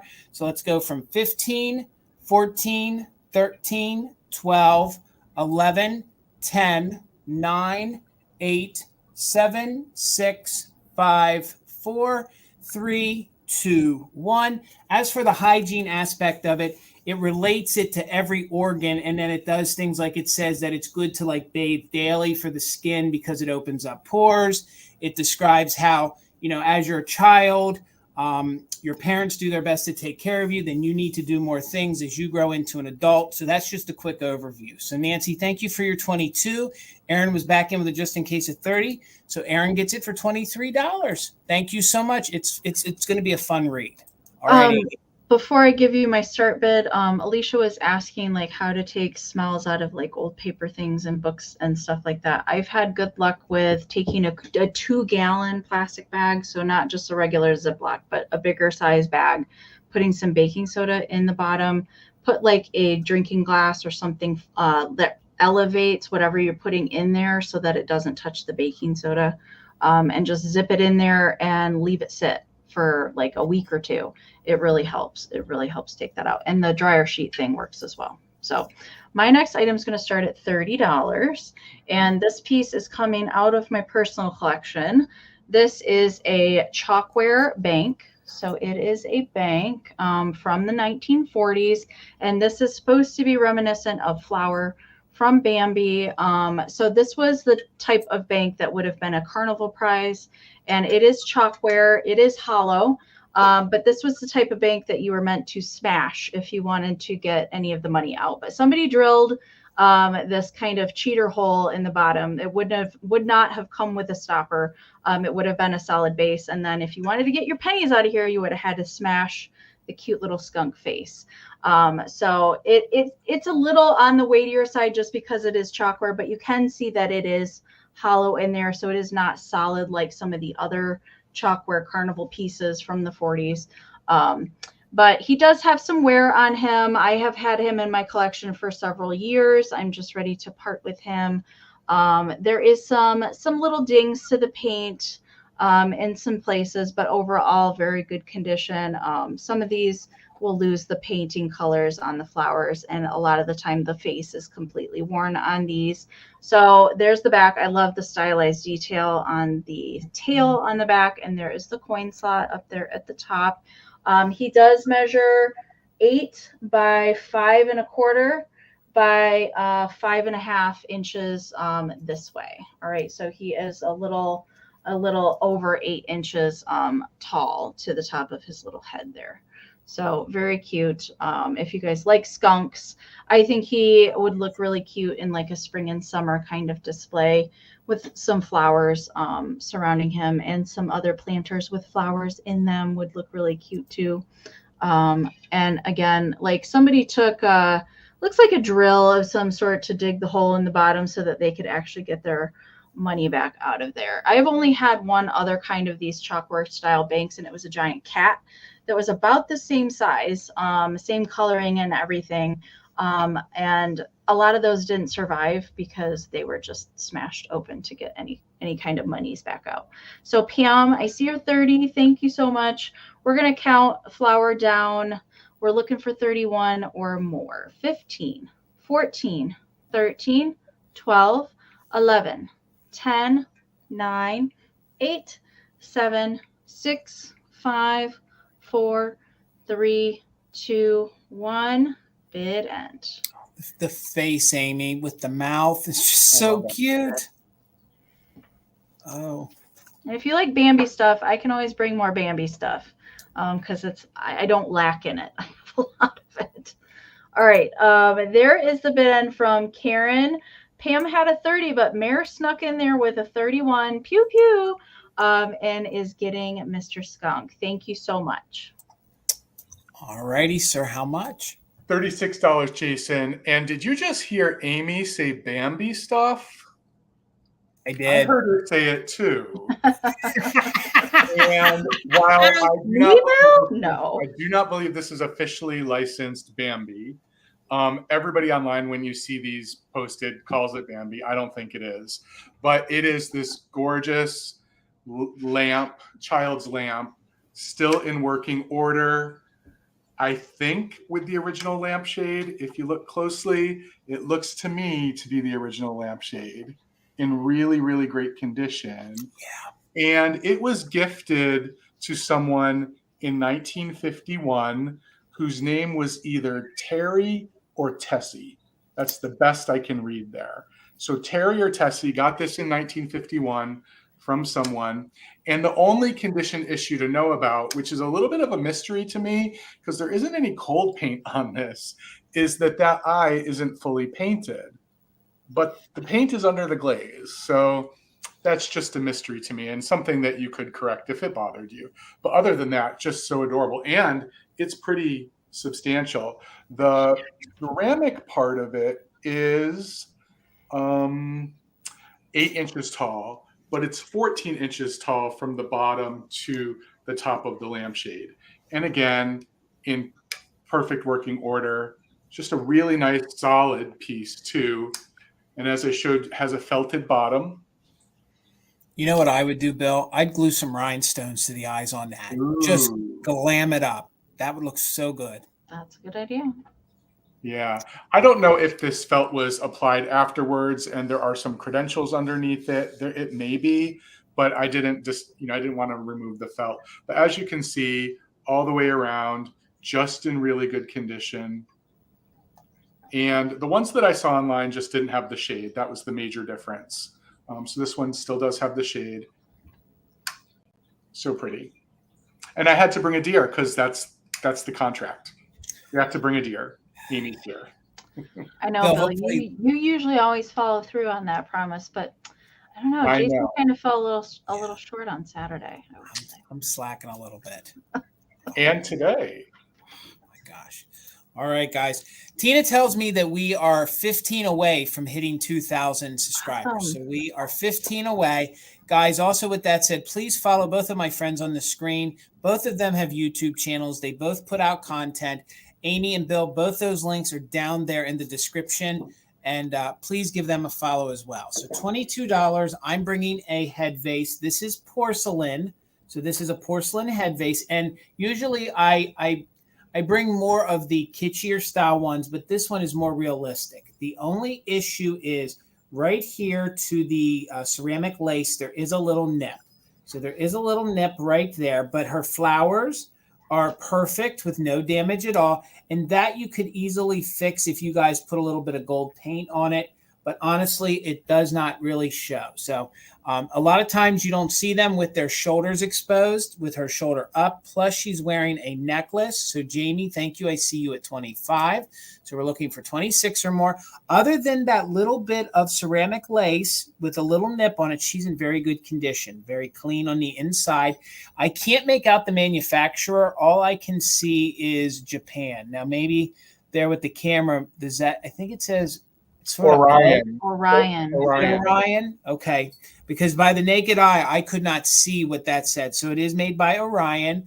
So Janine, thank you. You are at 26. So we're looking for 27 or more. Let me give you the height. She's 5.5 inches tall, and she measures just about 3 3/4 inches across. 3 3/4 inches across. Let me show you. Look at the great details there of the eyelashes and the whole look right there. So Jamie's back at 30. Still, I see you're 27, but we're at 30, looking for 31 or more. They even gave her the details here on the back. Thank you. I see you're 32. So we're looking for 33 or more. They even followed the details all the way around. Look at the way they painted on her hair. Great details, very dainty, very, very, I think she's very like upper class head vase, if I do say so. Super cute, very like 1930s. So I see everybody's bids. I see Jamie at 31, but we're at 33. So we're looking for 34 or more. Again, let me show you those flowers. You have like a yellow rose and what I think is like a pink rose. So Janine, I see you back at 35. We're looking for 36 or more. And we're going to go ahead and count her down. Thank you, Jamie, for letting us know you're out. Again, the only issue, bow is in perfect condition, but there's a little nip right there on the porcelain lace. So let's count her down. We're looking for 36 or more. We are doing just in case. Susan, thank you. I see you're 36. We're now at 37 or more. So let's go 15, 14, 13, 12, 11, 10, 9, 8, 7, 6, 5, 4, 3, 2, 1. Bid end. Nancy, one of our mods will drop Amy's link in the chat, or maybe Amy can, so you guys can get a direct link to her channel. Thank you, Nancy. And Nancy, yep. All right. So we're at 40, looking for 41 or more on the head vase. Orion, there's the bid end. All right. So it's yours, Janine, for 40. I don't know if we've worked together, Janine. If this is the first time, thank you so much for your first purchase. If you can just email me your information right there to Tucker's Antiques, and we'll get you invoiced. Thank you so very much. All right, Amy. Okay, my next item is going to start at 18. And I do have another planter tonight. I always try and find planters or pottery to bring to sell with Bill, but usually I fall short in that department. I did pick this up at the Collectors Carnival show that I attended over the weekend. And this is made by Royal Copley, and it does date to the 1950s, although it does have a very 1940s deco vibe to it. They did have a whole series of these planters in black and white. They also have a burgundy kind of style way in this with kind of the leaf motif. There are some circles cut out with the same kind of black striped pattern. And if you don't like the front of it, you can always turn it around to the back and have it just be this really beautiful black glaze here on the back. Now, I will say that just like the Figaro kitty, there are a couple spots where the glaze did not take. So the black glaze did not take in a couple of spots. There is overall crazing to this piece, I will say, on the outside and on the inside. And right here, you can see the corner of this leaf.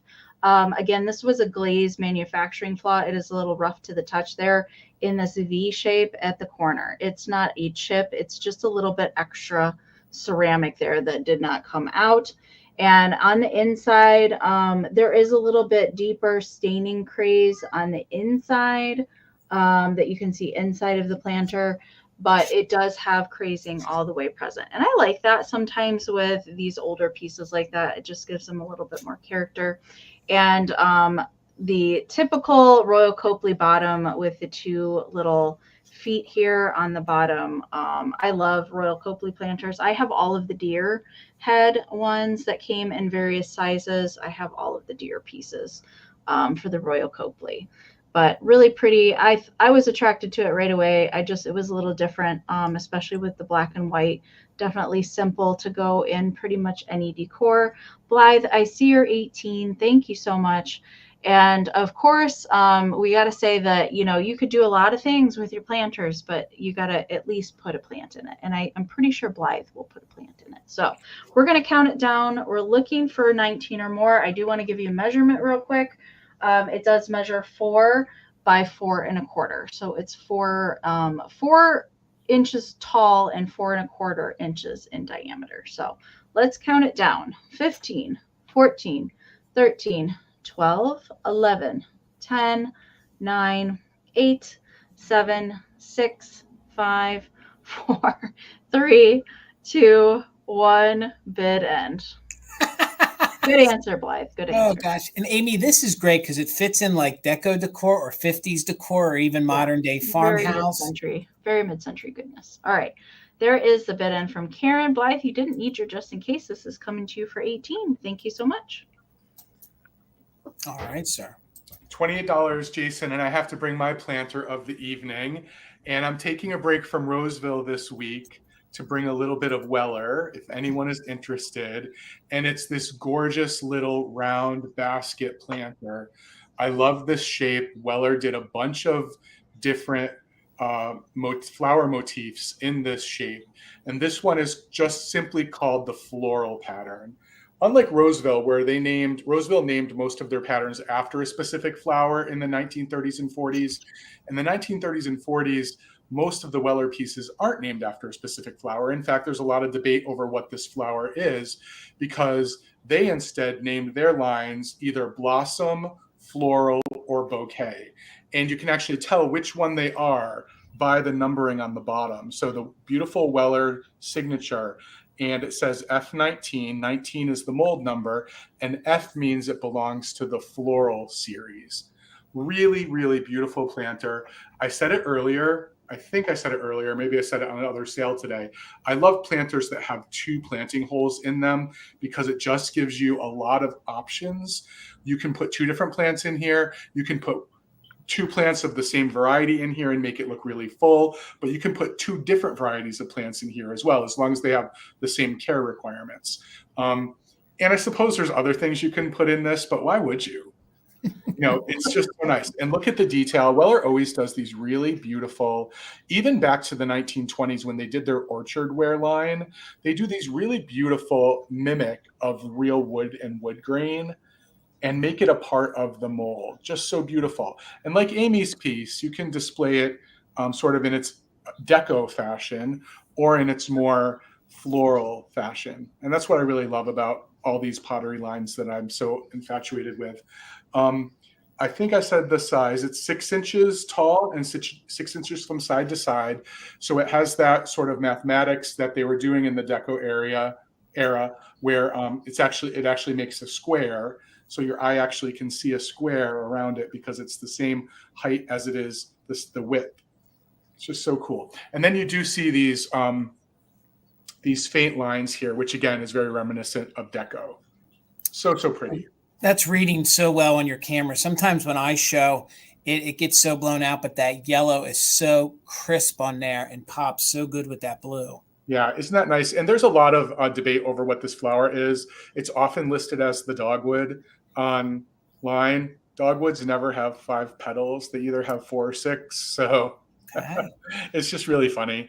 One person will type something in and then it becomes history, right? Everybody thinks it's the same. So thank you for your bid, Miss Wildlife. We're looking for 29 or more. I'm going to go ahead and start the countdown. 15, 14, 13, 12, 11, 10, 9, 8, 7, 6, 5, 4, 3, 2, 1. Bid end. Karen, thanks so much for being our bid ender once again. You are so, we count on you so much for that. We really, really appreciate it. So there is the bid end. So Miss Wildlife, congratulations. This is yours for $28. All right. I'm really lagging behind there. It just came in right there. All right, guys. So I have choice one more time at $8. If you guys enjoyed the cats before, these are 3 different ones I have. These are the cats of character. So I have 3 cute little different ones for you to choose from. Again, they are made in Taiwan, and they each have their little original sticker. So again, I always bring the kitschy kitty cats, but this time these are kitschy, but more realistic, if that's what you guys, like. So your first one is the little gray one. That one is called Good Night. So cute little curled up sleeping. Good night. The one in the middle, the little tiger striped, the little blonde one, he is What Did I See? What Did I See? And then this one I think really speaks to the era.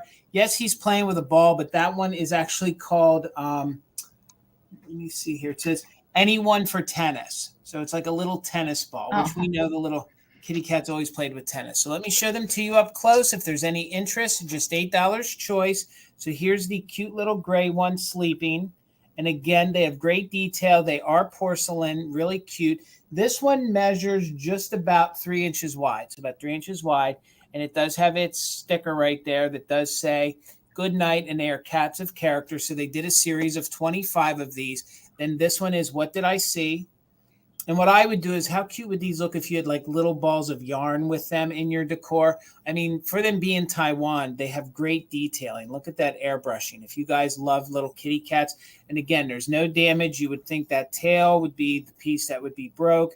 And again, I love the fact that they have all of their stickers on the bottom. It's not quite a fine porcelain, but it is like a ceramic porcelain. So it's not like the bone china, but it's more like a porcelain. So, and they are calling that a tennis ball, but that could be just a little ball that kitty cat's playing with. Look at those blue eyes.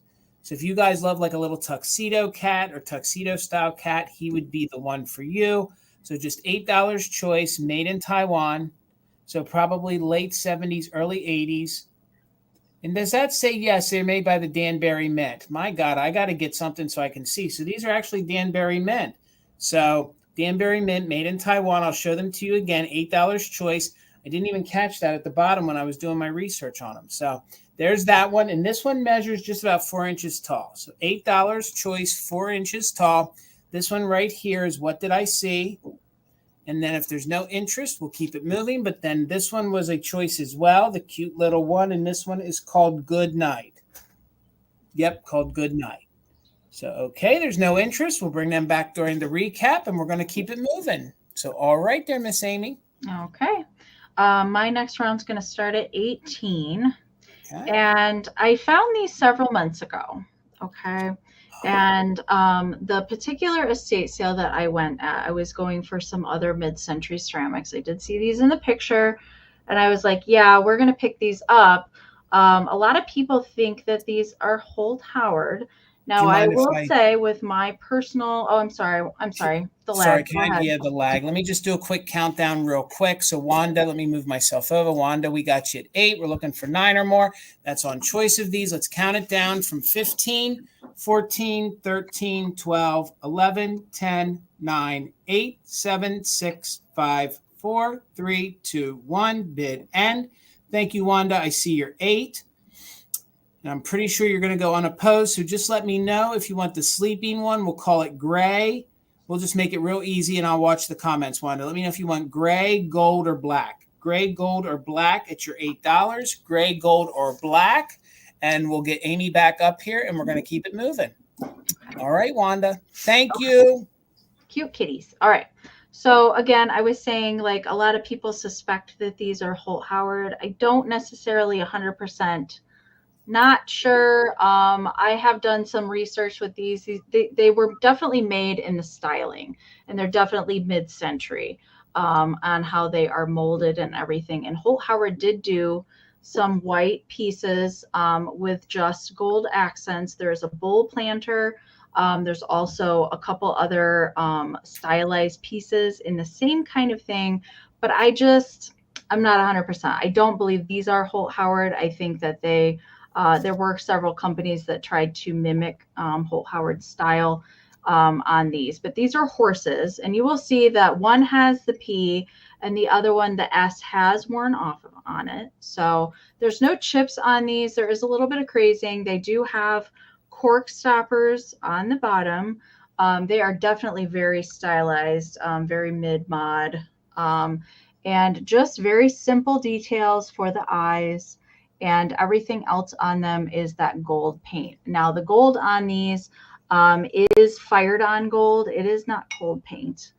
So they are not going to wear off on you. You can see that this one, the painter got a little wild with the gold. So he's got a little gold birthmark on his butt there.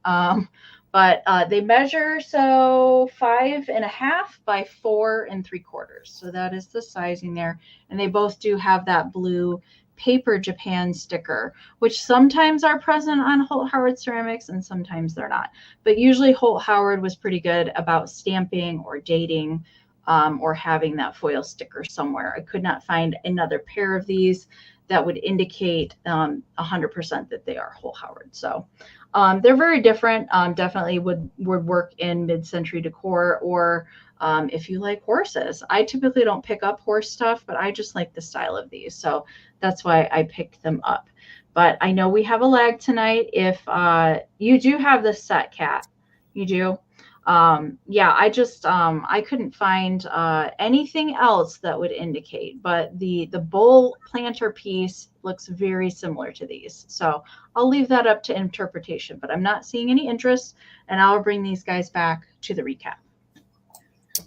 All right, Bill. $12, Jason. And I know nothing about Swedish glass. I will be the first to say that. I know nothing about it. So this may be the deal of the day, or it might just be an opportunity to get a really nice little accent piece. So I have this glass lion, and everything that I've learned about this exact sculpt says that it's Kosta Boda, and it would have come with a larger one facing the opposite direction, which was its mother, and that it came out in the 1970s in the Zoo series. That's what my online research has told me.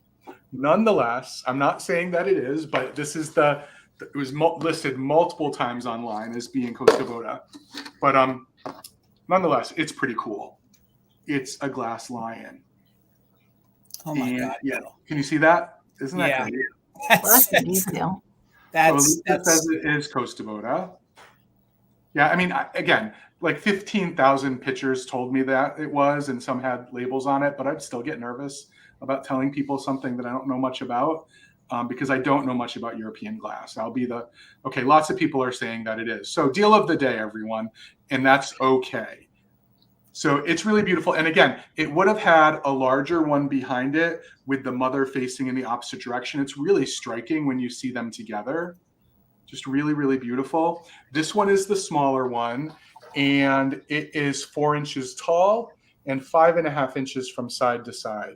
And I don't have a light base big enough to show you what it would look like on a light base, but I think you can all imagine how amazing it would look like with an amber light underneath it. Could you imagine a yellow or amber light underneath the lion? That would be just so, so beautiful. Man, Bill. So these have the flat backs.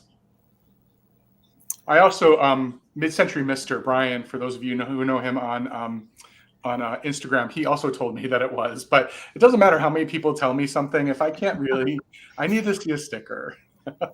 I don't even know if Kosta Boda puts stickers on things, so I just don't know. Oh, yeah, you're right. It would look really good with bittersweet vases. Look at that. Mm-hmm. Oh, yeah. Yeah. And the colors. That. Alicia's trying to get my little collection back here. Maybe someday, my dear. The clear is so great because if you do have it with the bittersweet is going to also blend in with that. And that's what's so great about the clear glass. Yeah. And, again, you can do so many different things with it. You can light it from behind. Such fun. All right. So I'm going to go ahead and start a countdown right now. Miss Wildlife has it at 32. So we're looking for 33 or more. I know, Alicia, just one. Yeah, we're working on it for you. She saw that one I found for $3.99 at the thrift store, which, by the way, everyone, if you saw that, it was in rough shape, and it still is in rough shape. It's got like minerals it was used as a vase forever. It's really I've got to work on it. All right, I'm going to start a countdown. I'm sorry. 15, 14, 13, 12, 11, 10, 9, 8, 7, 6, 5, 4, 3, 2, 1, bid end. Farron is in at 33. Miss Wildlife has a just in case of 40. It's so funny, Patty Rose, that you talk about the Flatsy dolls. This is like the 4th time this week that those dolls have come up. Stephanie sold some on Thursday, and then I went into the store on Saturday, and we had some in stock that I've never seen before. Like, I didn't even know those existed. That's funny, Alicia. There is the bid end. Thank you, Karen. So Miss Wildlife came in with a just in case of 40. So this is yours for 33. I'm sorry, Sarah, your 42 came in right after the bid end. All right, guys, with 145 of you here, please make sure you're following my two friends up here on the screen, ENAMOR Amie and Garden Guy Bill. They both have YouTube channels. Their links are in the description. Please follow us over on Instagram. I think I was just a few away from finally hitting 4,000 over on Instagram, and I think we're 15 away from the 2,000 mark here on YouTube. So please, every little follow does, and it's true. We're all small businesses, and every little follow does help us grow. It helps us get our outreach out there a little further, too. So $5 choice. I thought I'd experiment with some advertising. So I have actually have four. So I have some medicine bottles here. I'll show you really quick. These are more of the later vintage, almost antique. So they're probably going to be somewhere maybe from the 20s to the 40s. So your first one is the little the Phillips magnesium bottle.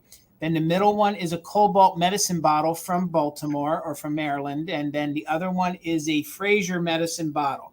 There's a little bit of issue to the top of that one. So let me show it to you. You can see there's a little bit of wear, but it has some great aging to it. I just love these. So renovative home, I see your 5. We're looking for 6 or more. There's just that little bit of wear. There is a little bit of buildup on the inside, but I think for an old medicine bottle, this one's probably the oldest. I just love that patina that it gives to it. So that was your one choice. And then I have the little tiny cobalt medicine one. Hopefully we can get the embossing to show.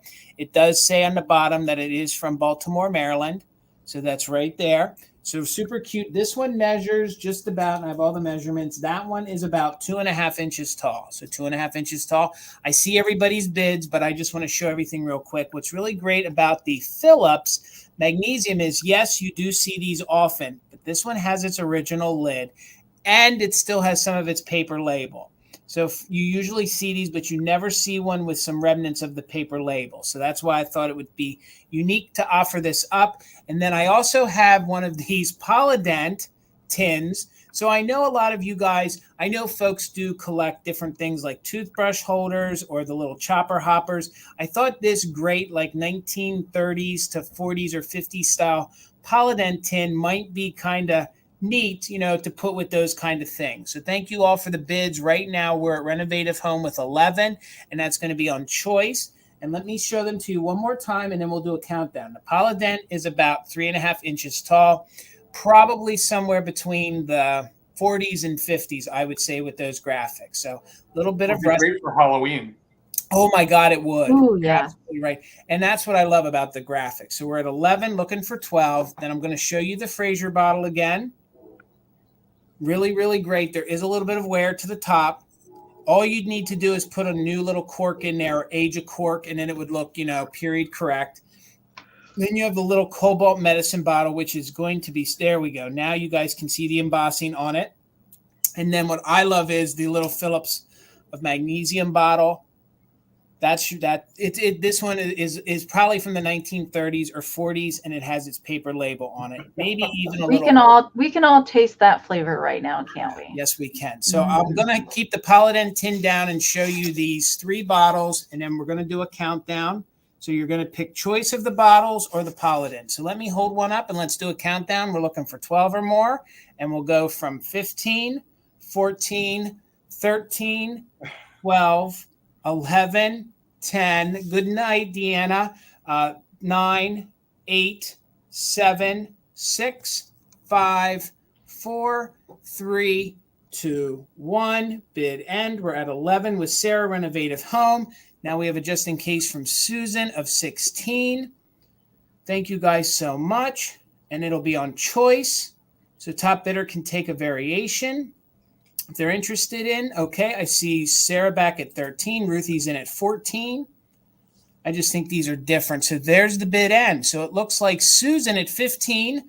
Let me know if you want the Phillips bottle. So you can take the Phillips bottle. This one we're just going to call small bottle. That one will be small bottle. This one we'll call large bottle. And then if you want, I love this one. If you want the, we'll call this one tin. So we'll keep it as easy as possible for you, Susan. Just put in tin. This one's going to be your large bottle. Polydent and the one with the tin top.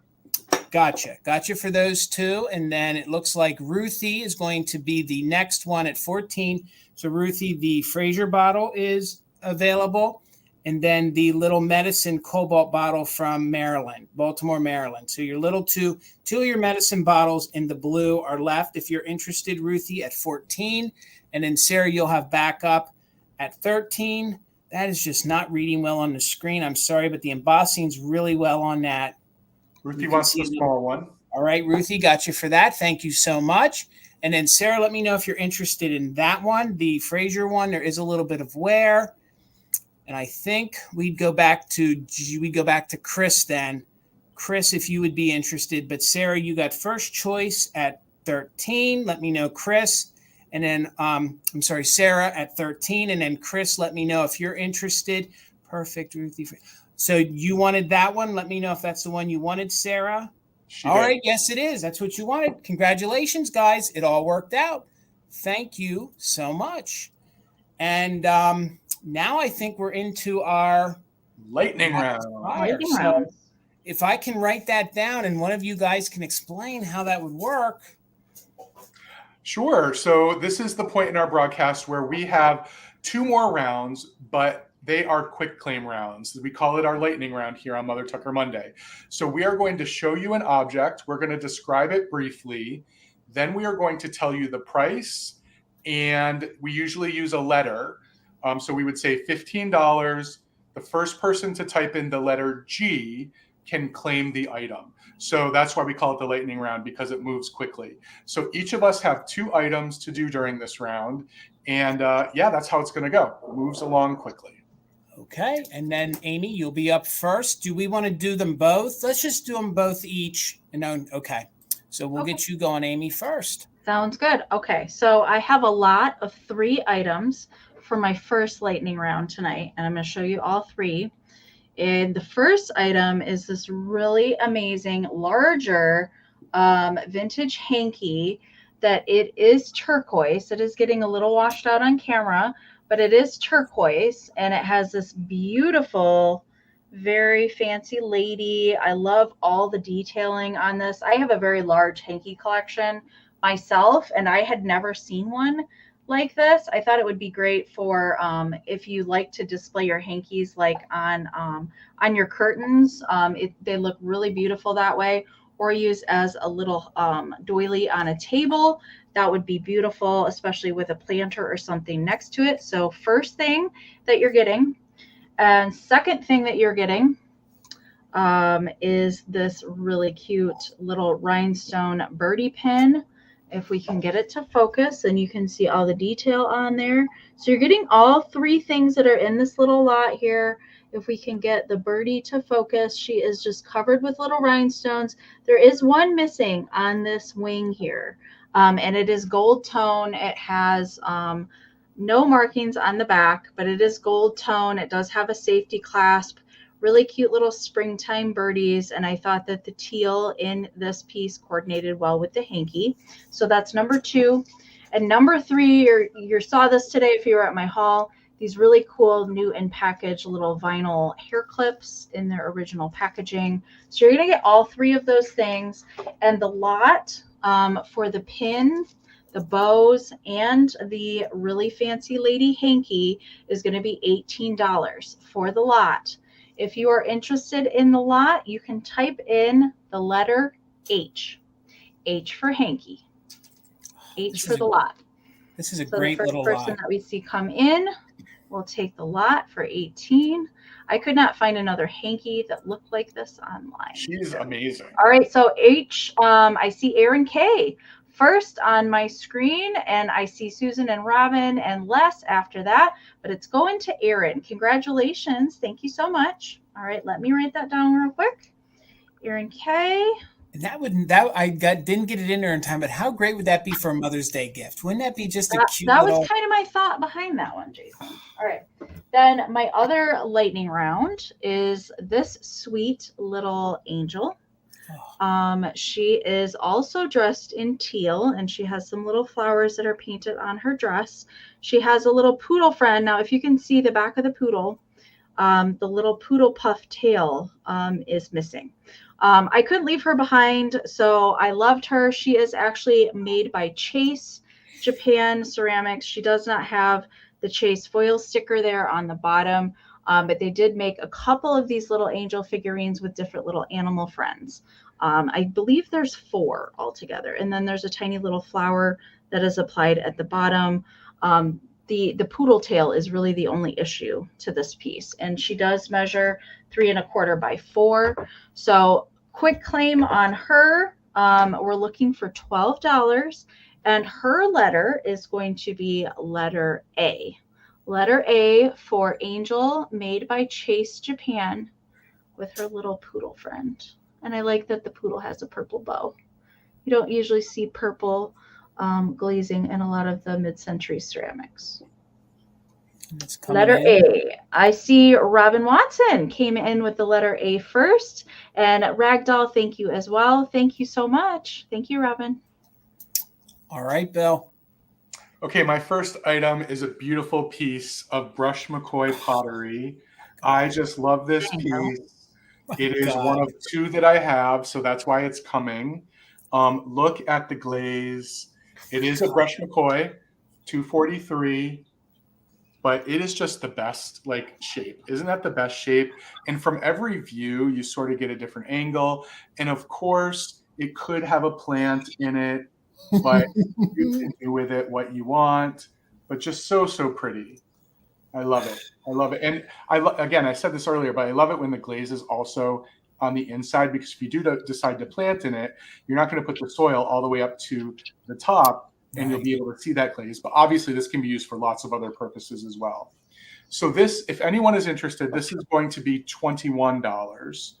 And the first person to type in the letter B for brush McCoy. And I didn't say the size, but it's this size. It's 10 inches long. So if anyone's interested, the letter B. I love the glaze on that. Yeah, isn't it great? Really good shape. So the first B that I see is Les. Thank you, everyone, for your interest in it, Les. This one is yours. I appreciate it. And I want to close out this sale because it is Amy's birthday month with this little Napco May angel, little beautiful angel with great spaghetti detail, no repairs in all the places we normally see the repairs, like the halo or the wing.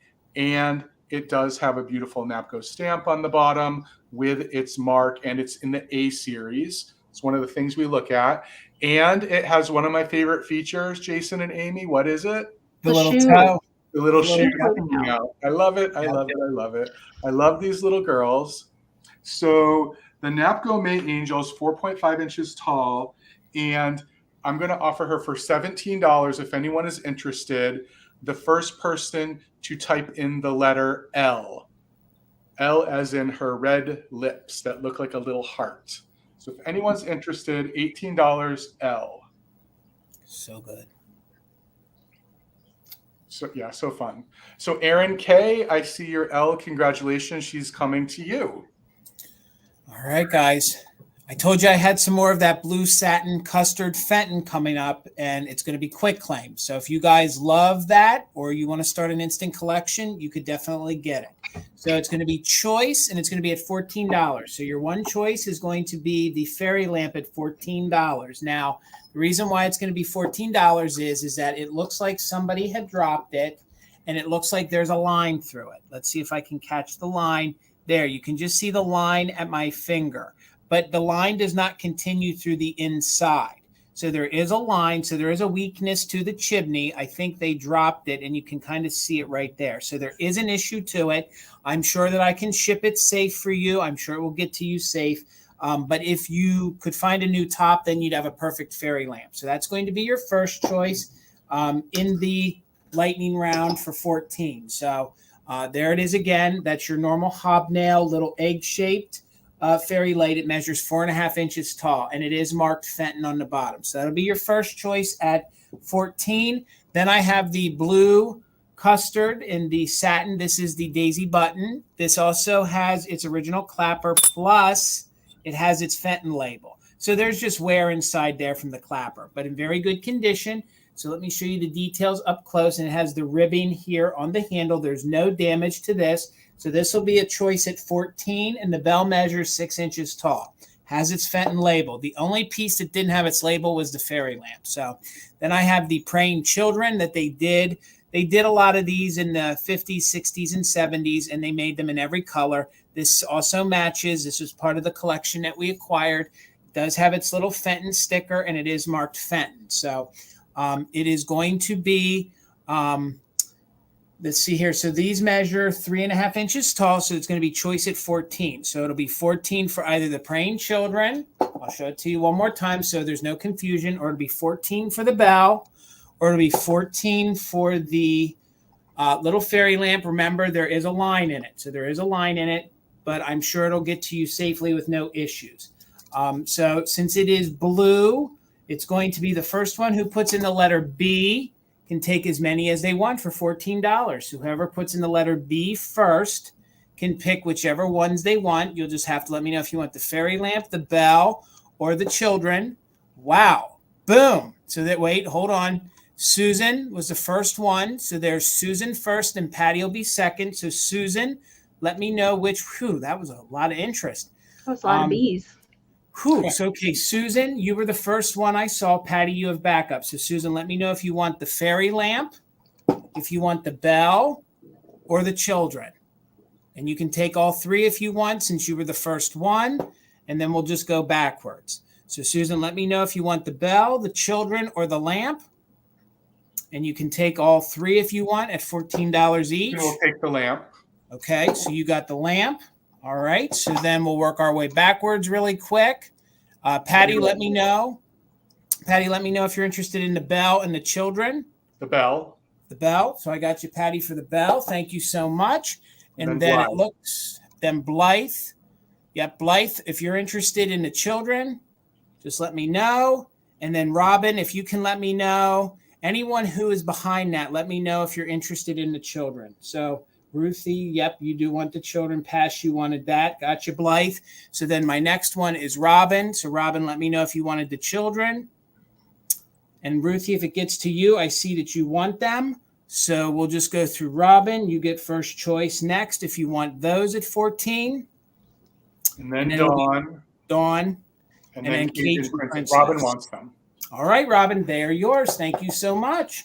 Thank you guys very much. And then keeping with glass, I have choice. These are Moon and Star. These are in the amber. These are the little ashtrays. So let me get that off right there. Take that off. So these are the little ashtrays. They make great little pin dishes. They make great little ring holders. They're in very good condition, made by Ellie Smith. You can see they're amber. It's going to be choice on these two. Let me refresh my comments. Thank you guys so much. Thank you, Robin. They measure 4 1/4 inches each. So they'll be $10. First person who puts in the letter M for Moon and Star can take one or two of them. And they're just $10 each. $10 each, which these are very collectible. Folks seem to like to collect these in all different colors.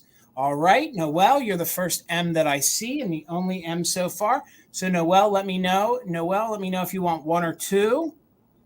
You can have choice on both, and they're just $10 each. Both of them. All right, Noelle, thank you so much.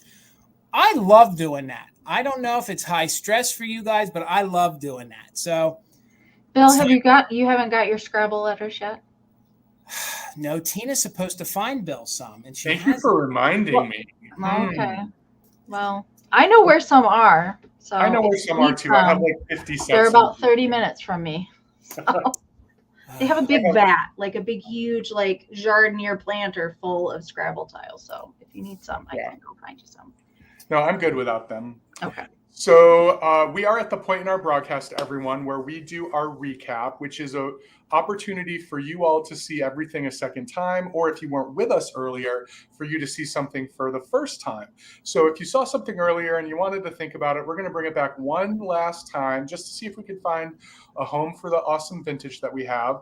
So the recap works just like the regular auction, except we move much more quickly. We're going to show you an item, tell you what the price is. Jason will pin it up on the screen. We'll talk a little bit about it. And if a claim comes in, that item will go to the person with the claim unless more than one person puts a claim in. If there's more than one claim, we will do a quick countdown. It will be a quick countdown.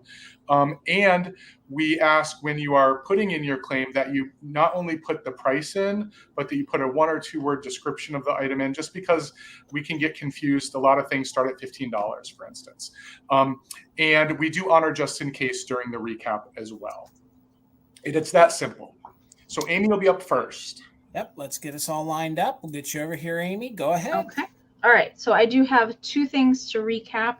And the first thing was the Van Briggle triple trumpet or triple cornucopia little bud vase planter in the white or light gray, as I see it, glaze. It is from Van Briggle. It is stamped here on the foot, made in Colorado Springs. There's no chips or anything to it. I was looking for 24 on the Van Briggle vase.